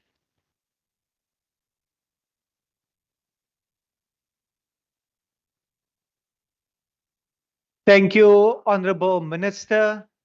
Once again, thank you to the HOD, Dr. Kluti, to the COO, Dr. Karim. It will be remiss of me to not say on behalf of the institution to Mr. K that we wish you all of the best and thank you for your service in the Western Cape. Together with the entire senior management, thank you for your attendance here today. You are free to leave the officials bay at this particular time. Before I recognize the secretary to read the 9th and final order of the day.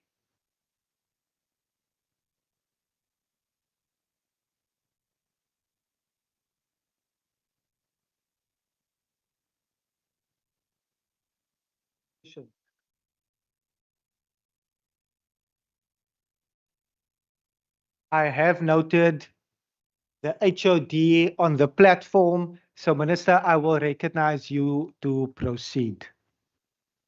Wait. It's been a long day. I need to recognize the secretary to read the 9th and final order of the day. I was just checking if everyone is awake.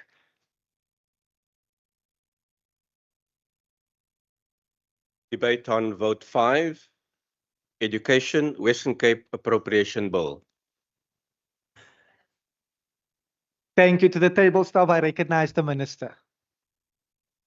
Thank you, Deputy Speaker. Last but not least, vote 5, education. Deputy Speaker, we have a vision of delivering quality education for every learner in every classroom, in every school in the Western Cape. Delivering quality education means setting higher standards and pushing harder to meet them. Because quality education means economic growth, and more economic growth means more jobs, and more jobs means a better future for our children, and we are getting it done. We will spend 35.1 billion rand on education in the 2026-2027 financial year, which is the largest departmental budget in the Western Cape. To deliver quality education, we are strengthening early learning, improving learning outcomes, expanding access to education, supporting learners with special education needs, and building partnerships with the private sector. This year, we will spend 102.9 million rand on strengthening early learning so that our learners will have a strong foundation, which gives them a better chance of succeeding in higher grades and in their post-school careers. Last month, we announced that our grade 3 learners had achieved their highest annual systemic test scores ever. Since 2021, our grade 3 learners' mathematics pass rate has increased by 17.7 percentage points from 44.3% to 62%.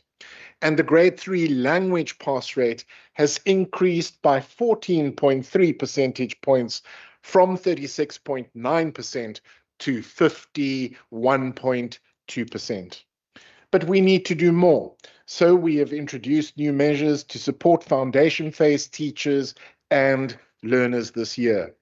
We have introduced baseline assessments of literacy and numeracy skills for all foundation phase learners at the beginning of the school year to help teachers identify gaps in learning early and to tailor our interventions to support them.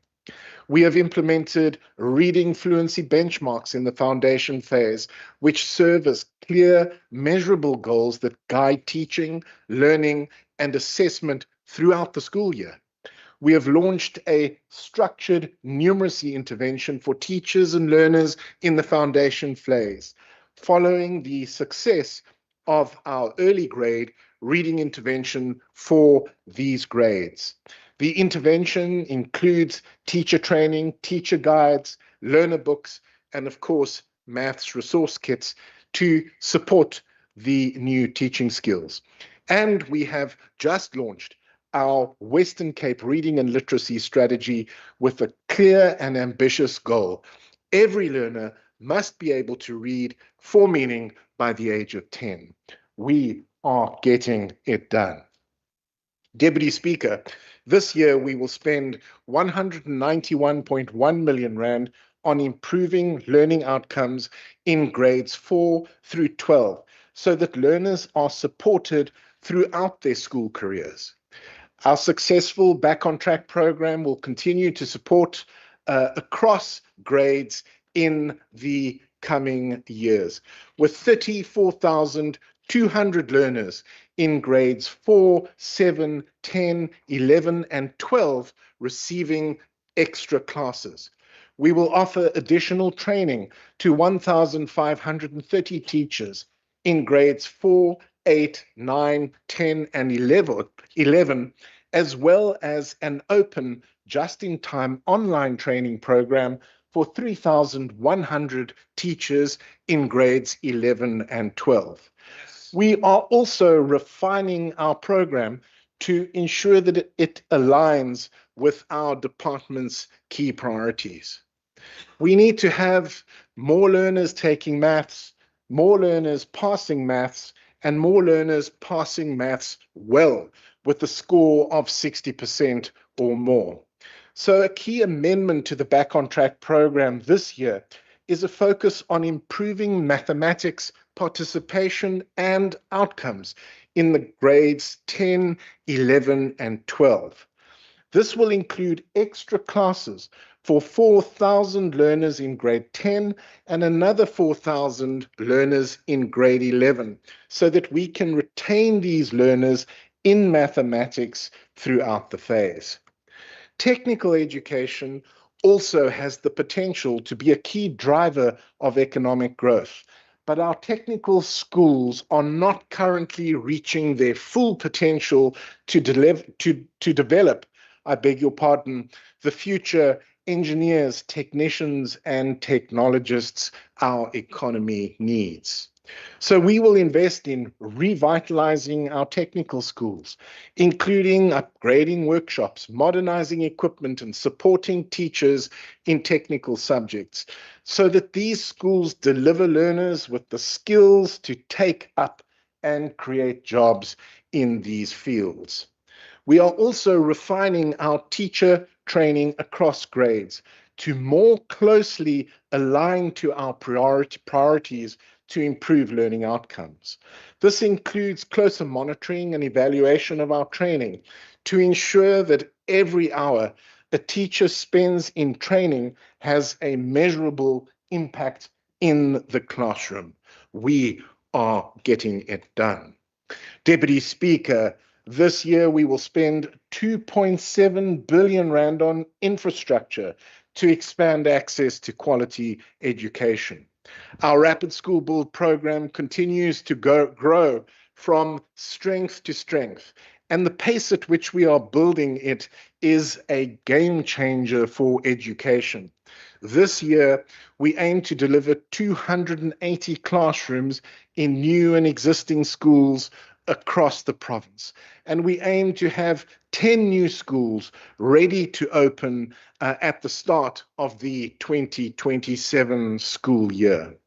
Our new schools incorporate green energy systems to reduce our demand on the grid and contribute to our province's vision of energy security. We will continue to strengthen our partnerships with local governments across the province to coordinate and speed up planning and development of new schools. We will also invest in maintaining and upgrading our existing schools so that even as we add additional capacity to meet demand, our existing schools remain fit for purpose. We are getting it done. Deputy Speaker, this year we will spend 2 billion rand to support learners with special education needs so that they are able to learn and thrive in a specialized environment.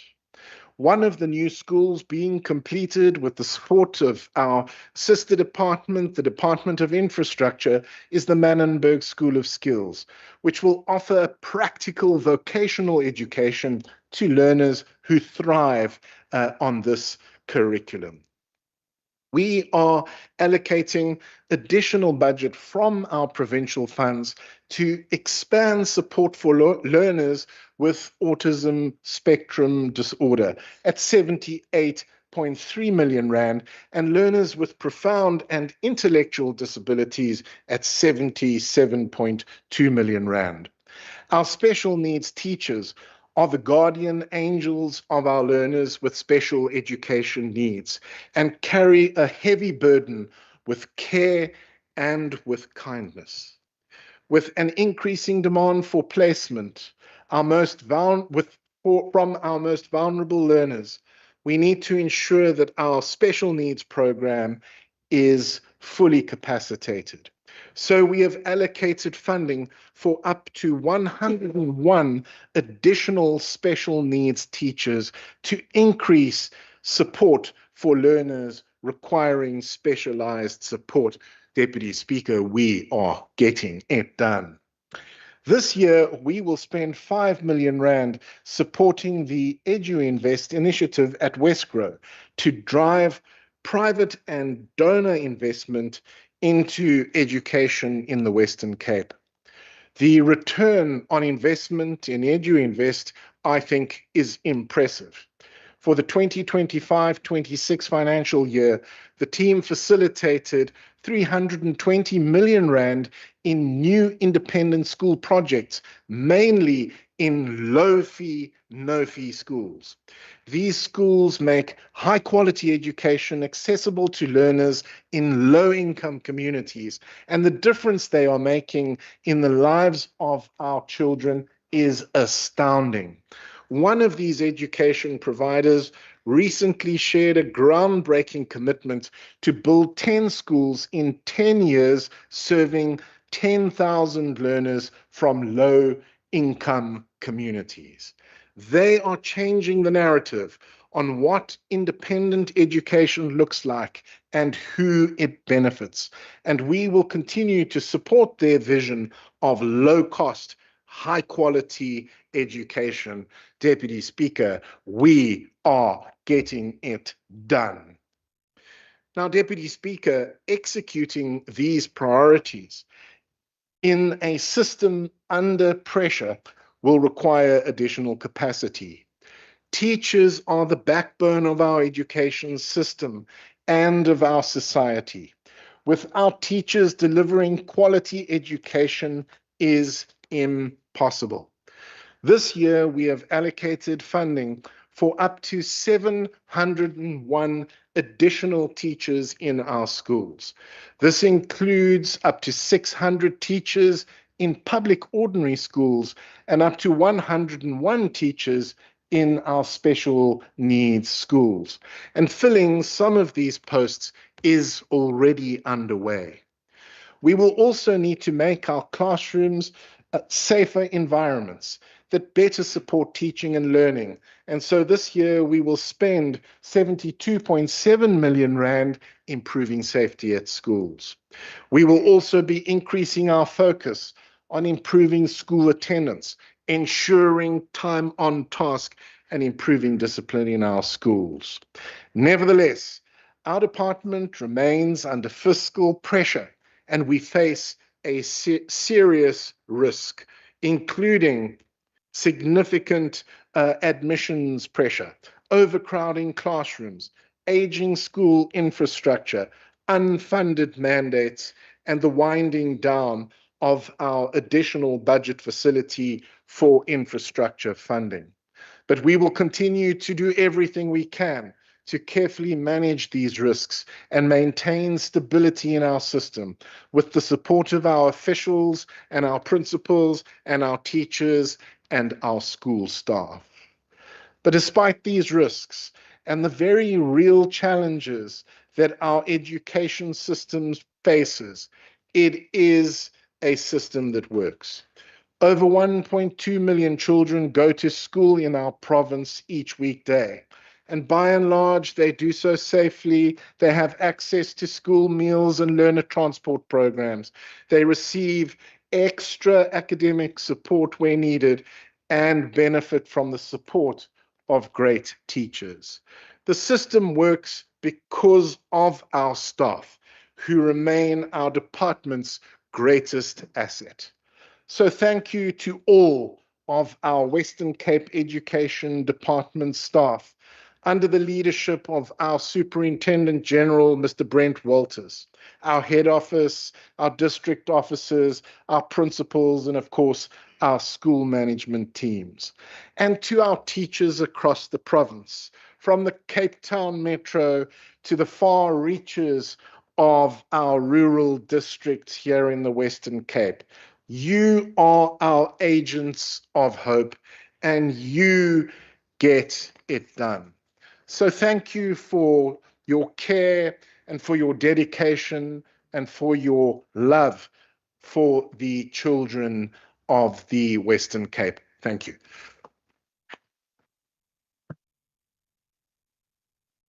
Thank you, Minister. I recognize the Honorable Syed.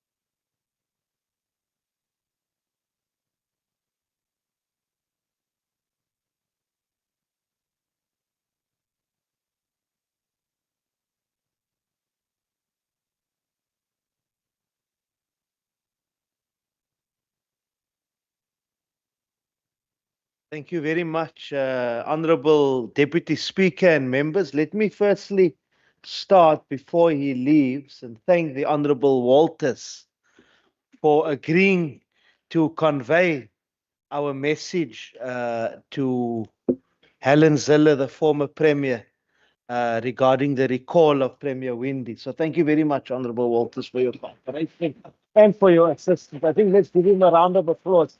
Thank you. And he waited for that. Thank you very much.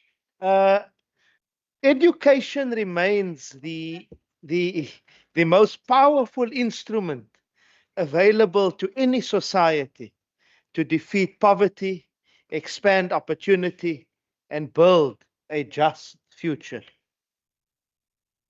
For this reason, it is appropriate that education receives the largest share of the provincial budget.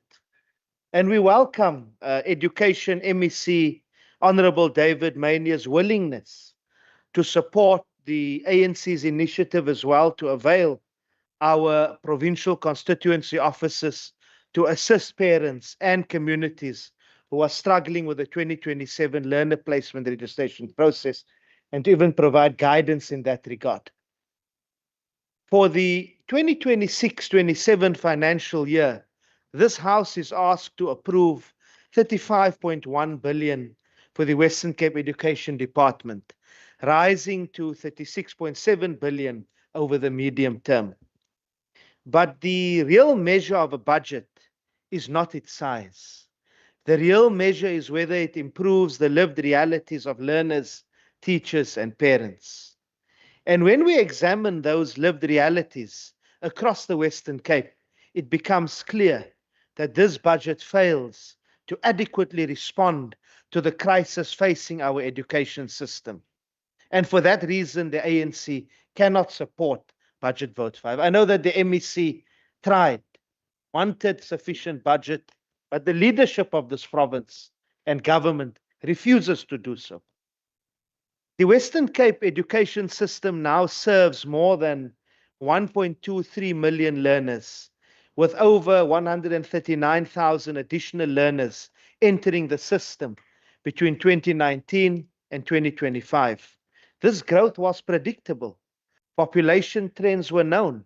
Migration patterns were known. Yet, year after year, we see the same crisis unfold. Parents queuing outside schools, learners without placement, and classrooms overcrowded to the point where meaningful teaching and learning becomes increasingly difficult. Even the department acknowledges that the system faces deteriorating learner-teacher ratios and growing pressure on infrastructure, and we welcome that acknowledgement. In other words, the crisis we speak about today is not an exaggeration by the opposition. It is contained in the department's own documents. And the crisis of placement is not abstract, Deputy Speaker. It is being felt in communities across the province, rural and urban communities. In Atlantis, community leaders have raised a deeply troubling situation. There are reports that the Proteus Technical High, there are classrooms available, but no teachers allocated to those classes. This raises a serious question. How can the department claim that there is no space for learners when physical classrooms exist but remain unstaffed? At the same time, Atlantis currently has approximately 15 primary schools feeding into only 4 high schools. Every year, this creates a bottleneck when learners transition from primary school to high school. This is not a new problem. The pressure has been building for years. Community members have further indicated that land in Robbenvale was already zoned for the construction of a high school and that the site was reportedly serviced. If that is the case, then the question to MEC Mania through you, Deputy Speaker, is simple. Why has construction not begun? This government cannot continue to tell communities that there is no money while the number of learners grows and the infrastructure gap widens. Education infrastructure is not optional. It is a constitutional obligation. The people of Atlantis deserve clear answers and a clear timeline for the construction of a new high school. Deputy Speaker, if we truly want to understand the state of education in our province, we must look beyond the spreadsheets and examine what is happening in our schools. Let me raise the case of Induli Primary School in the Honorable Nkondlo's constituency, which she consistently raises, yet again in this house. This school was declared unsafe years ago. Learners had to be relocated following our intervention as the ANC because the building was deemed unsafe for teaching and learning. Yet, the community is still waiting for implementation of a permanent solution. Parents have raised concerns. The broader community has spoken out. The ANC caucus has raised this matter, but still the situation drags on. When a school is declared unsafe, government should act with urgency. Instead, what we see in the case of Induli Primary is delay after delay after delay, similar to Solomon Mashlangu in Kraaifontein. That is not governance, that is neglect. And for the learners of Induli, this failure sends a painful message that their education is not being treated with the urgency it deserves. Under the leadership, and it's a pity he has left us, under the leadership of Premier Alan Windy's government, and him in particular, the Western Cape Education Department has spent over 20 million rand on legal services between 2022 and 23 and the 2024-25 financial years. This amount is set to increase more than 27 million over the medium term. The recent High Court judgment, and this is not unique to education, that's why I say the rot is on top. I'm not blaming the MEC necessarily. The recent High Court judgment in the case brought by Equal Education and the Equal Education Law Centre reaffirmed that provincial government has a constitutional duty to ensure that learners are placed in schools and that infrastructure planning supports the right to basic education. Now, instead of embracing that judgment as an opportunity to strengthen infrastructure planning, Premier Windy's government has chosen to appeal the ruling. This raises a fundamental question. Why would a government spend public money fighting a judgment that seeks to ensure that learners have access to school? Surely those resources would be better spent building classrooms and employing teachers. But this is not the only example of public funds being diverted into litigation. The department has also reportedly spent over 4 million rand in one legal battle involving Wesley Newman, the former principal of Heathfield High, at a time when schools across the Western Cape are grappling with overcrowded classrooms, infrastructure backlogs, and shortages of teachers, the public must ask whether this level of legal expenditure reflects the correct priorities. Because every rand spent on prolonged legal disputes is a rand that is not spent on improving the learning environment of our children. And that is the real issue before this House today. Whether this budget places learners first or whether it continues a pattern of spending that prioritizes litigation over education delivery.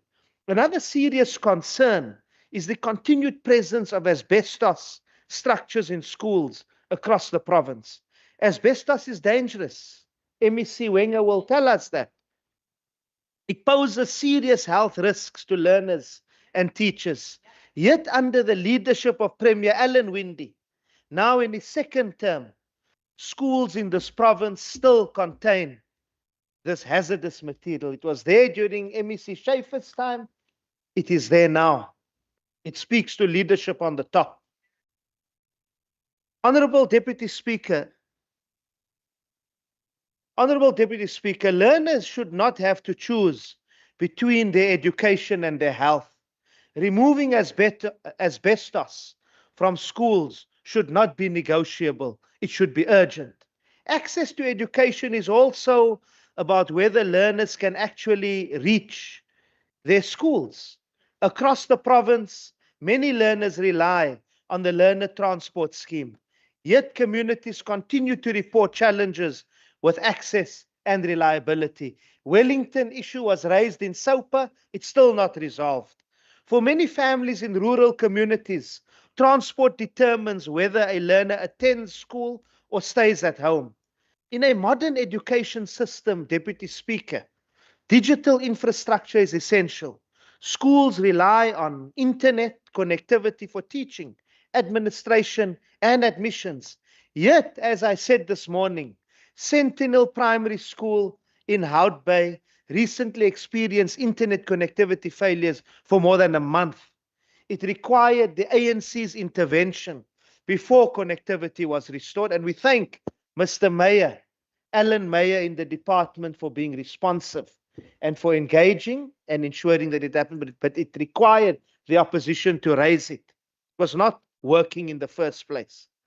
When a school's connectivity fails for a month, it disrupts learning, administration, and access to education. It highlights the gap between the Premier's digital ambitions and the realities in our school. Deputy Speaker, Honourable Winde often describes the Western Cape as a model of governance. But a government cannot claim excellence while parents are queuing outside schools and learners remain unplaced. Leadership is not about slogans. It is about ensuring that every child has a desk in a classroom and a teacher who cares. Instead of fixing the infrastructure crisis, Premier Winde's government is now appealing a court judgment that seeks to protect those very learners. One must ask, why is this government fighting the courts as it did with the Tafelberg land issue and access to social housing, instead of fighting for the children of this province? And Deputy Speaker, the truth is uncomfortable for the Democratic Alliance benches. Hence, some like Member Masipa will heckle and they'll say the Premier is not responsible for education, whilst he's the Premier of the entire government and province of the Western Cape, and education and health get the highest budgets in this province. I think a workshop is essential yet again. Thank you very much, Deputy. Thank you, Honorable Syed. I recognize the Honorable Stevens. Honourable Deputy Speaker, the Patriotic Alliance supports the budget allocated to education. However, this support must be accompanied by urgent and practical interventions to address the real challenges faced by our communities. Our education system is in disarray. Firstly, school admissions remain a serious concern. Every year, parents are left frustrated and anxious as they struggle to secure placement for their children. This ongoing issue requires better planning, transparency, and accountability from the department. Secondly, overcrowded classrooms continue to undermine the quality of education. Learners cannot thrive in environments where teachers are overstressed and individual attention is limited. This is not conducive to effective teaching and learning. Thirdly, there is growing concern from communities regarding school placements, particularly where undocumented children are perceived to be prioritized over South African learners. While every child has the right to basic education, the system must ensure fairness and that the needs of local communities are not overlooked. We must also address the alarming number of school dropouts. There appears to be little to no consistent follow-up from either the department or school when learners fall out of the system. This lack of intervention places vulnerable children at greater risk and limits their future opportunities. Lastly, the closure of farm schools continues to have a devastating impact on rural communities. In many cases, these closures happen without accessible alternative schools nearby, leaving children with long travel distances or worse, no schooling at all. Supporting this budget means ensuring that these issues are not ignored. We need decisive action to create an education system that is fair, inclusive, and capable of providing quality learning for all. Our children deserve nothing less. Thank you. Thank you so much, Honorable Stevens. I recognize the Honorable Kasim. Thank you, Speaker. Speaker, when it comes to education in the province, we need to start from the basics and get things right. At outset, we need to resolve issues related to infrastructure. Western Cape need more classrooms made of brick. The province need to build more schools in order to absorb the ever-increasing number of learners in our province who seek learning opportunities.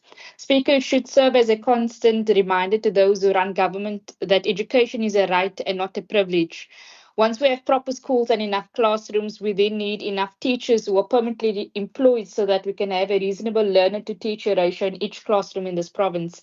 Speaker, studies have proven that congested classrooms are not a conducive environment for learning, as they're mostly destructive for both learners and teachers alike. Western Cape currently has a learner placement crisis which still subsists. The department hasn't responded to this crisis by placing the department has responded to this crisis by placing a plaster on top of a deep wound which is beginning to rot. Speaker, overcrowding township schools as mechanism to respond to the learner placement crisis is not the right way to go. When Quintile 4 and 5 schools tell the department that the classrooms have oversubscribed, the department is quick to listen and refrain from sending more learners to those schools. However, if the same message is coming from township schools in Quintile 1 and 2, the message is simply ignored, and the department continues to send more learners, resulting in classrooms being overcrowded in the province. Speaker, another issue that the department needs to fix and which this budget needs to speak to is the issue of scholar transport. Our learners need government-sponsored scholar transport that is reliable and safe. But in conclusion, Speaker, until all these objectives are met, the EFF will not be supporting this vote. Thank you. Thank you, Honorable Kasim. I recognize the Honorable Michaels. Dankie Deputy Speaker. Onder die begroting onderwys word ons vertel van poste vir opvoeders. Maar wat help 'n ekstra onderwyser in 'n klaskamer wat reeds oorvol is? Wat help dit wanneer skole steeds gebuk gaan onder infrastruktuuragterstande, geweld en sosiale verval?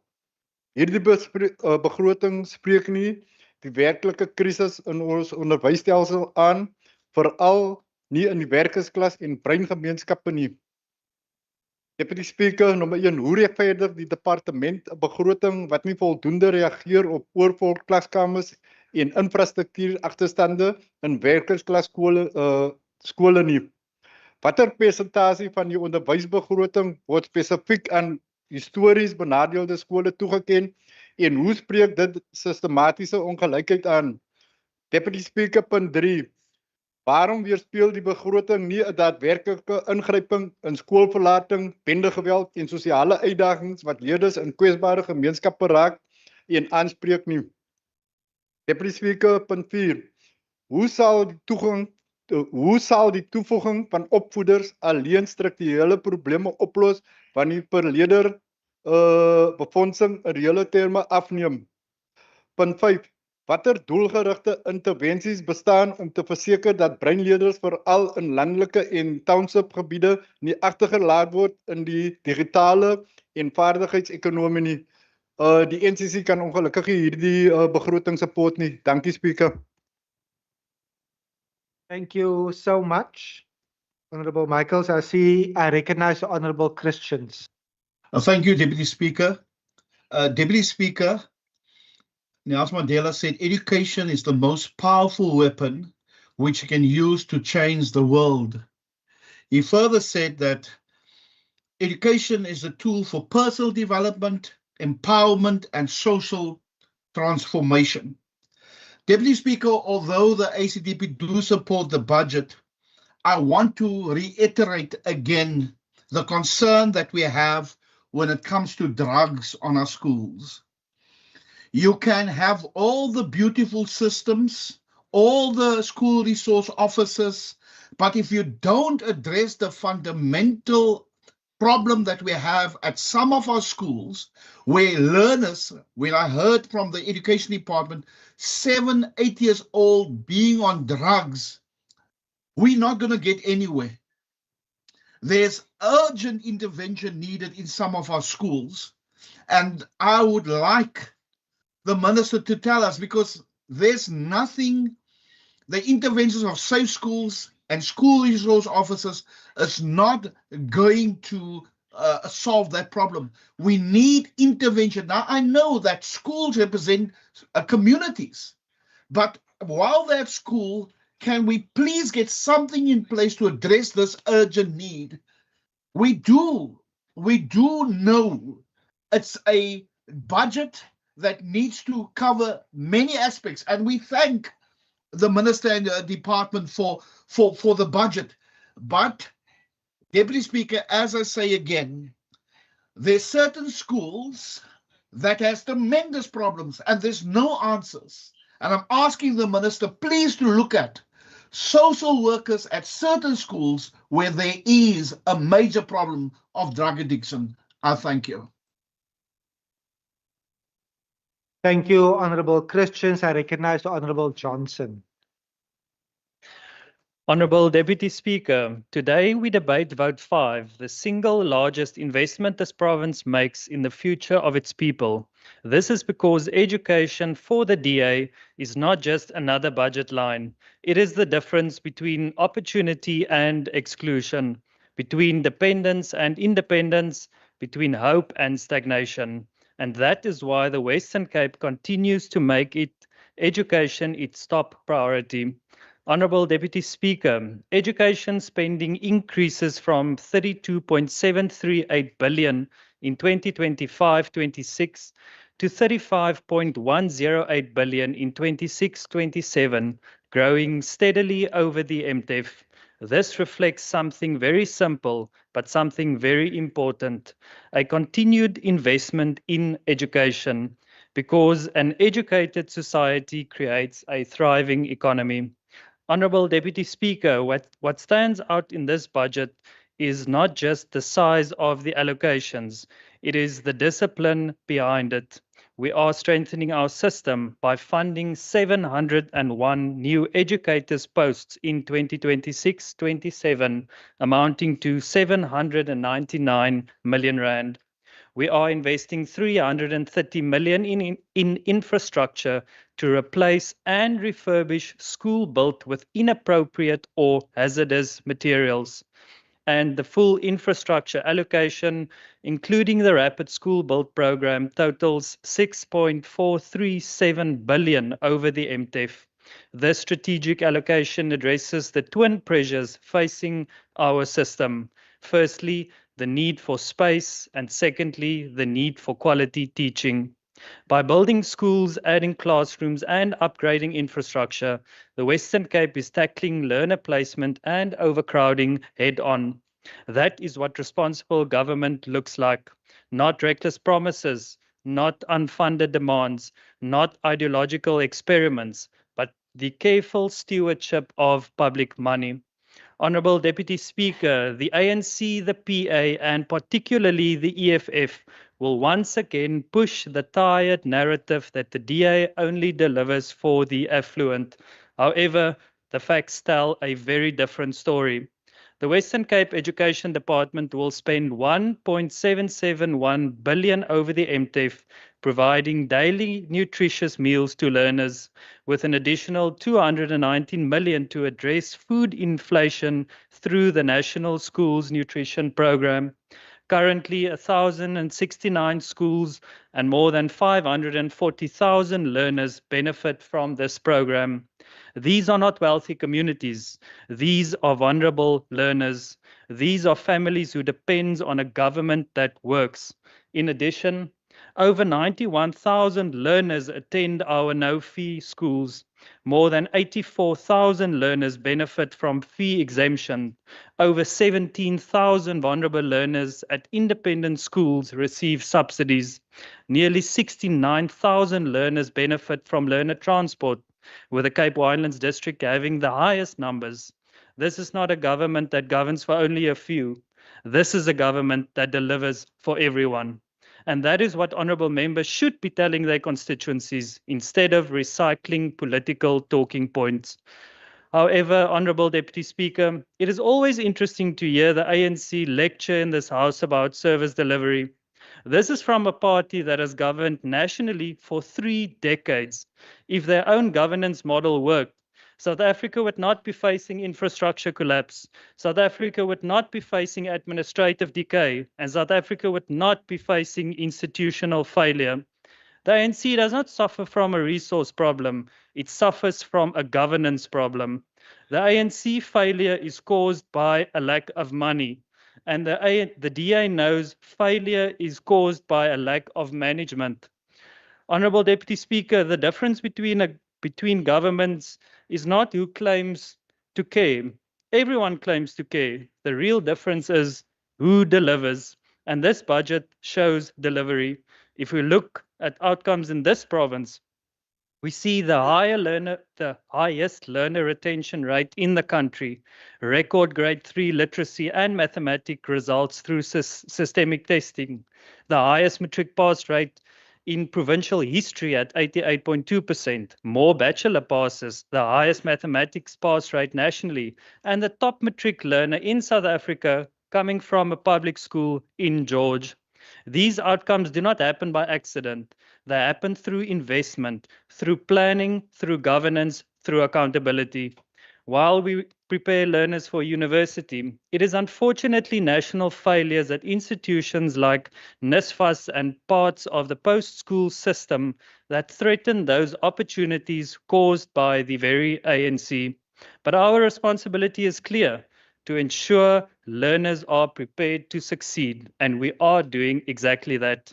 Honorable Speaker, learner safety remains a priority, and the WCD funds 54 school resource officers at 27 schools and co-funds additional officers at high-risk schools. Again, not in affluent communities as some would suggest, but where support is most needed.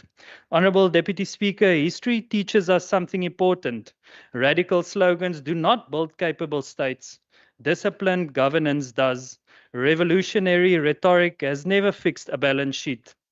The real divide in this House is not ideological, it is behavioral, between those who believe in governments that must be run professionally and those who believe in governments that must be run politically, between those who believe in institutions must be protected and those who believe in institutions must be captured, between those who measures outcomes and those who measures noise.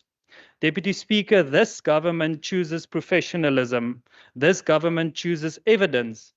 This government chooses planning, while others focus on political positioning.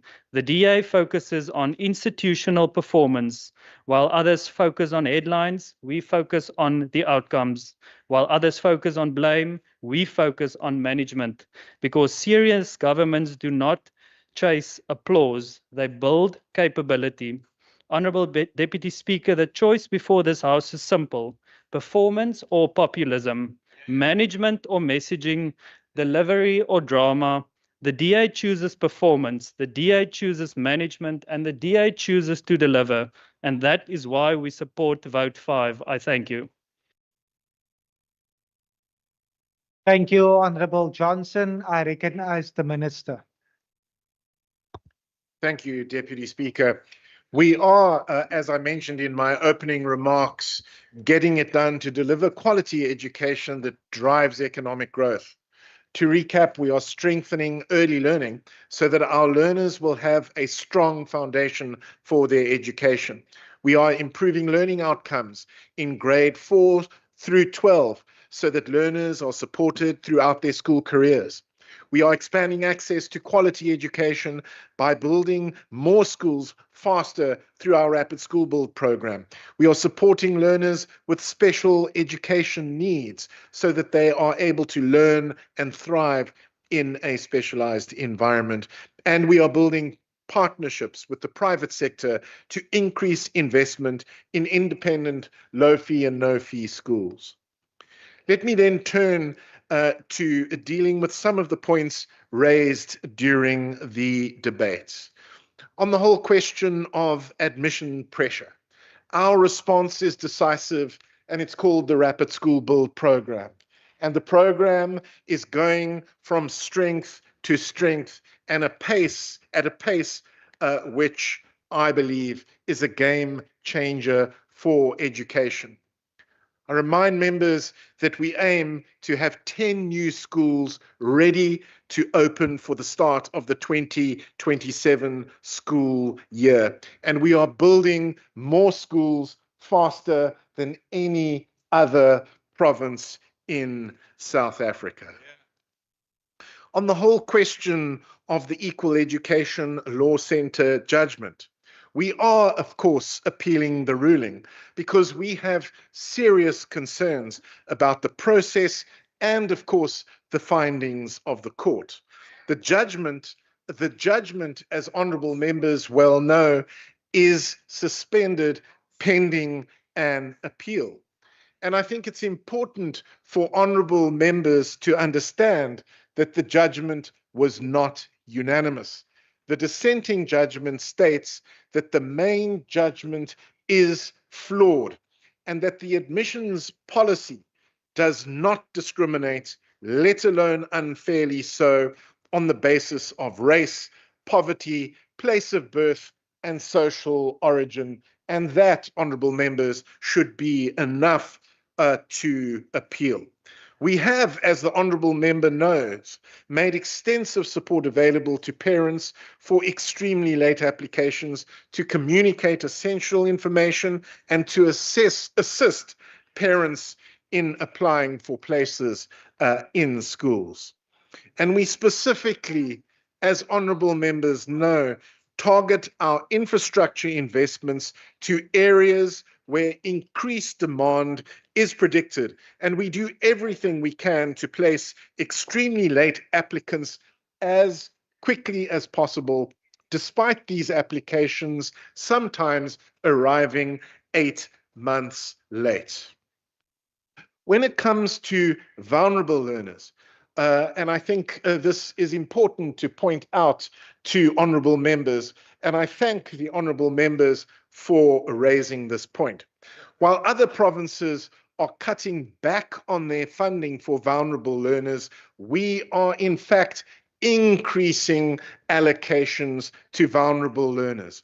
We will spend 649 million rand providing school meals to over 540,000 learners.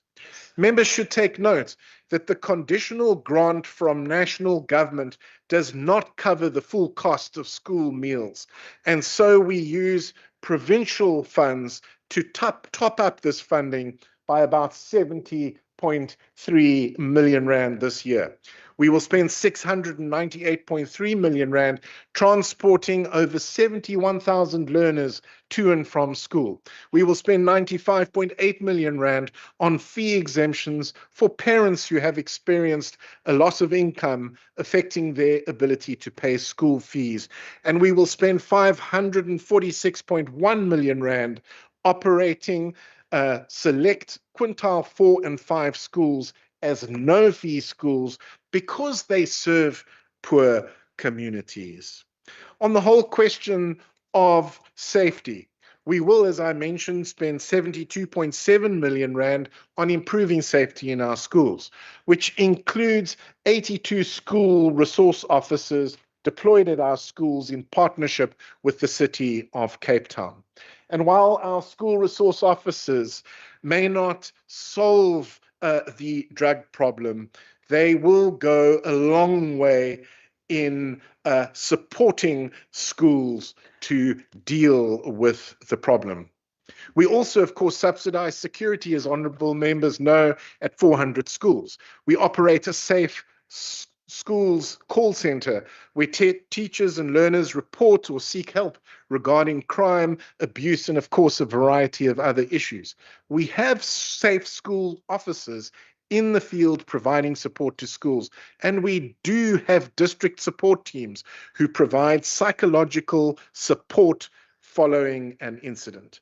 And of course, we make training available to teachers who help them manage classrooms affected by the socioeconomic challenges their school community faces. I think another issue which is important when it comes to improving attendance and improving discipline at our schools, and indeed improving safety at our schools, is offering opportunities for a safe, positive after-school environment. And as members are aware, and we're certain to hear more about this tomorrow in the debate on the Department of Cultural Affairs and Sport, we have allocated about 130 million rand to promoting school sport in our province. And of course, our goal is not just to ensure that learners have access to school sport, but also to nurture our talented young sports stars who have the potential of a future career in sport. So, Deputy Speaker, in conclusion, we, as I've said, have a vision of delivering quality education for every learner in every classroom, in every school in the Western Cape, because ultimately quality education means more economic growth, and more economic growth means more jobs, and more jobs means a better future for our children. And we are getting it done here in the Western Cape. I thank you.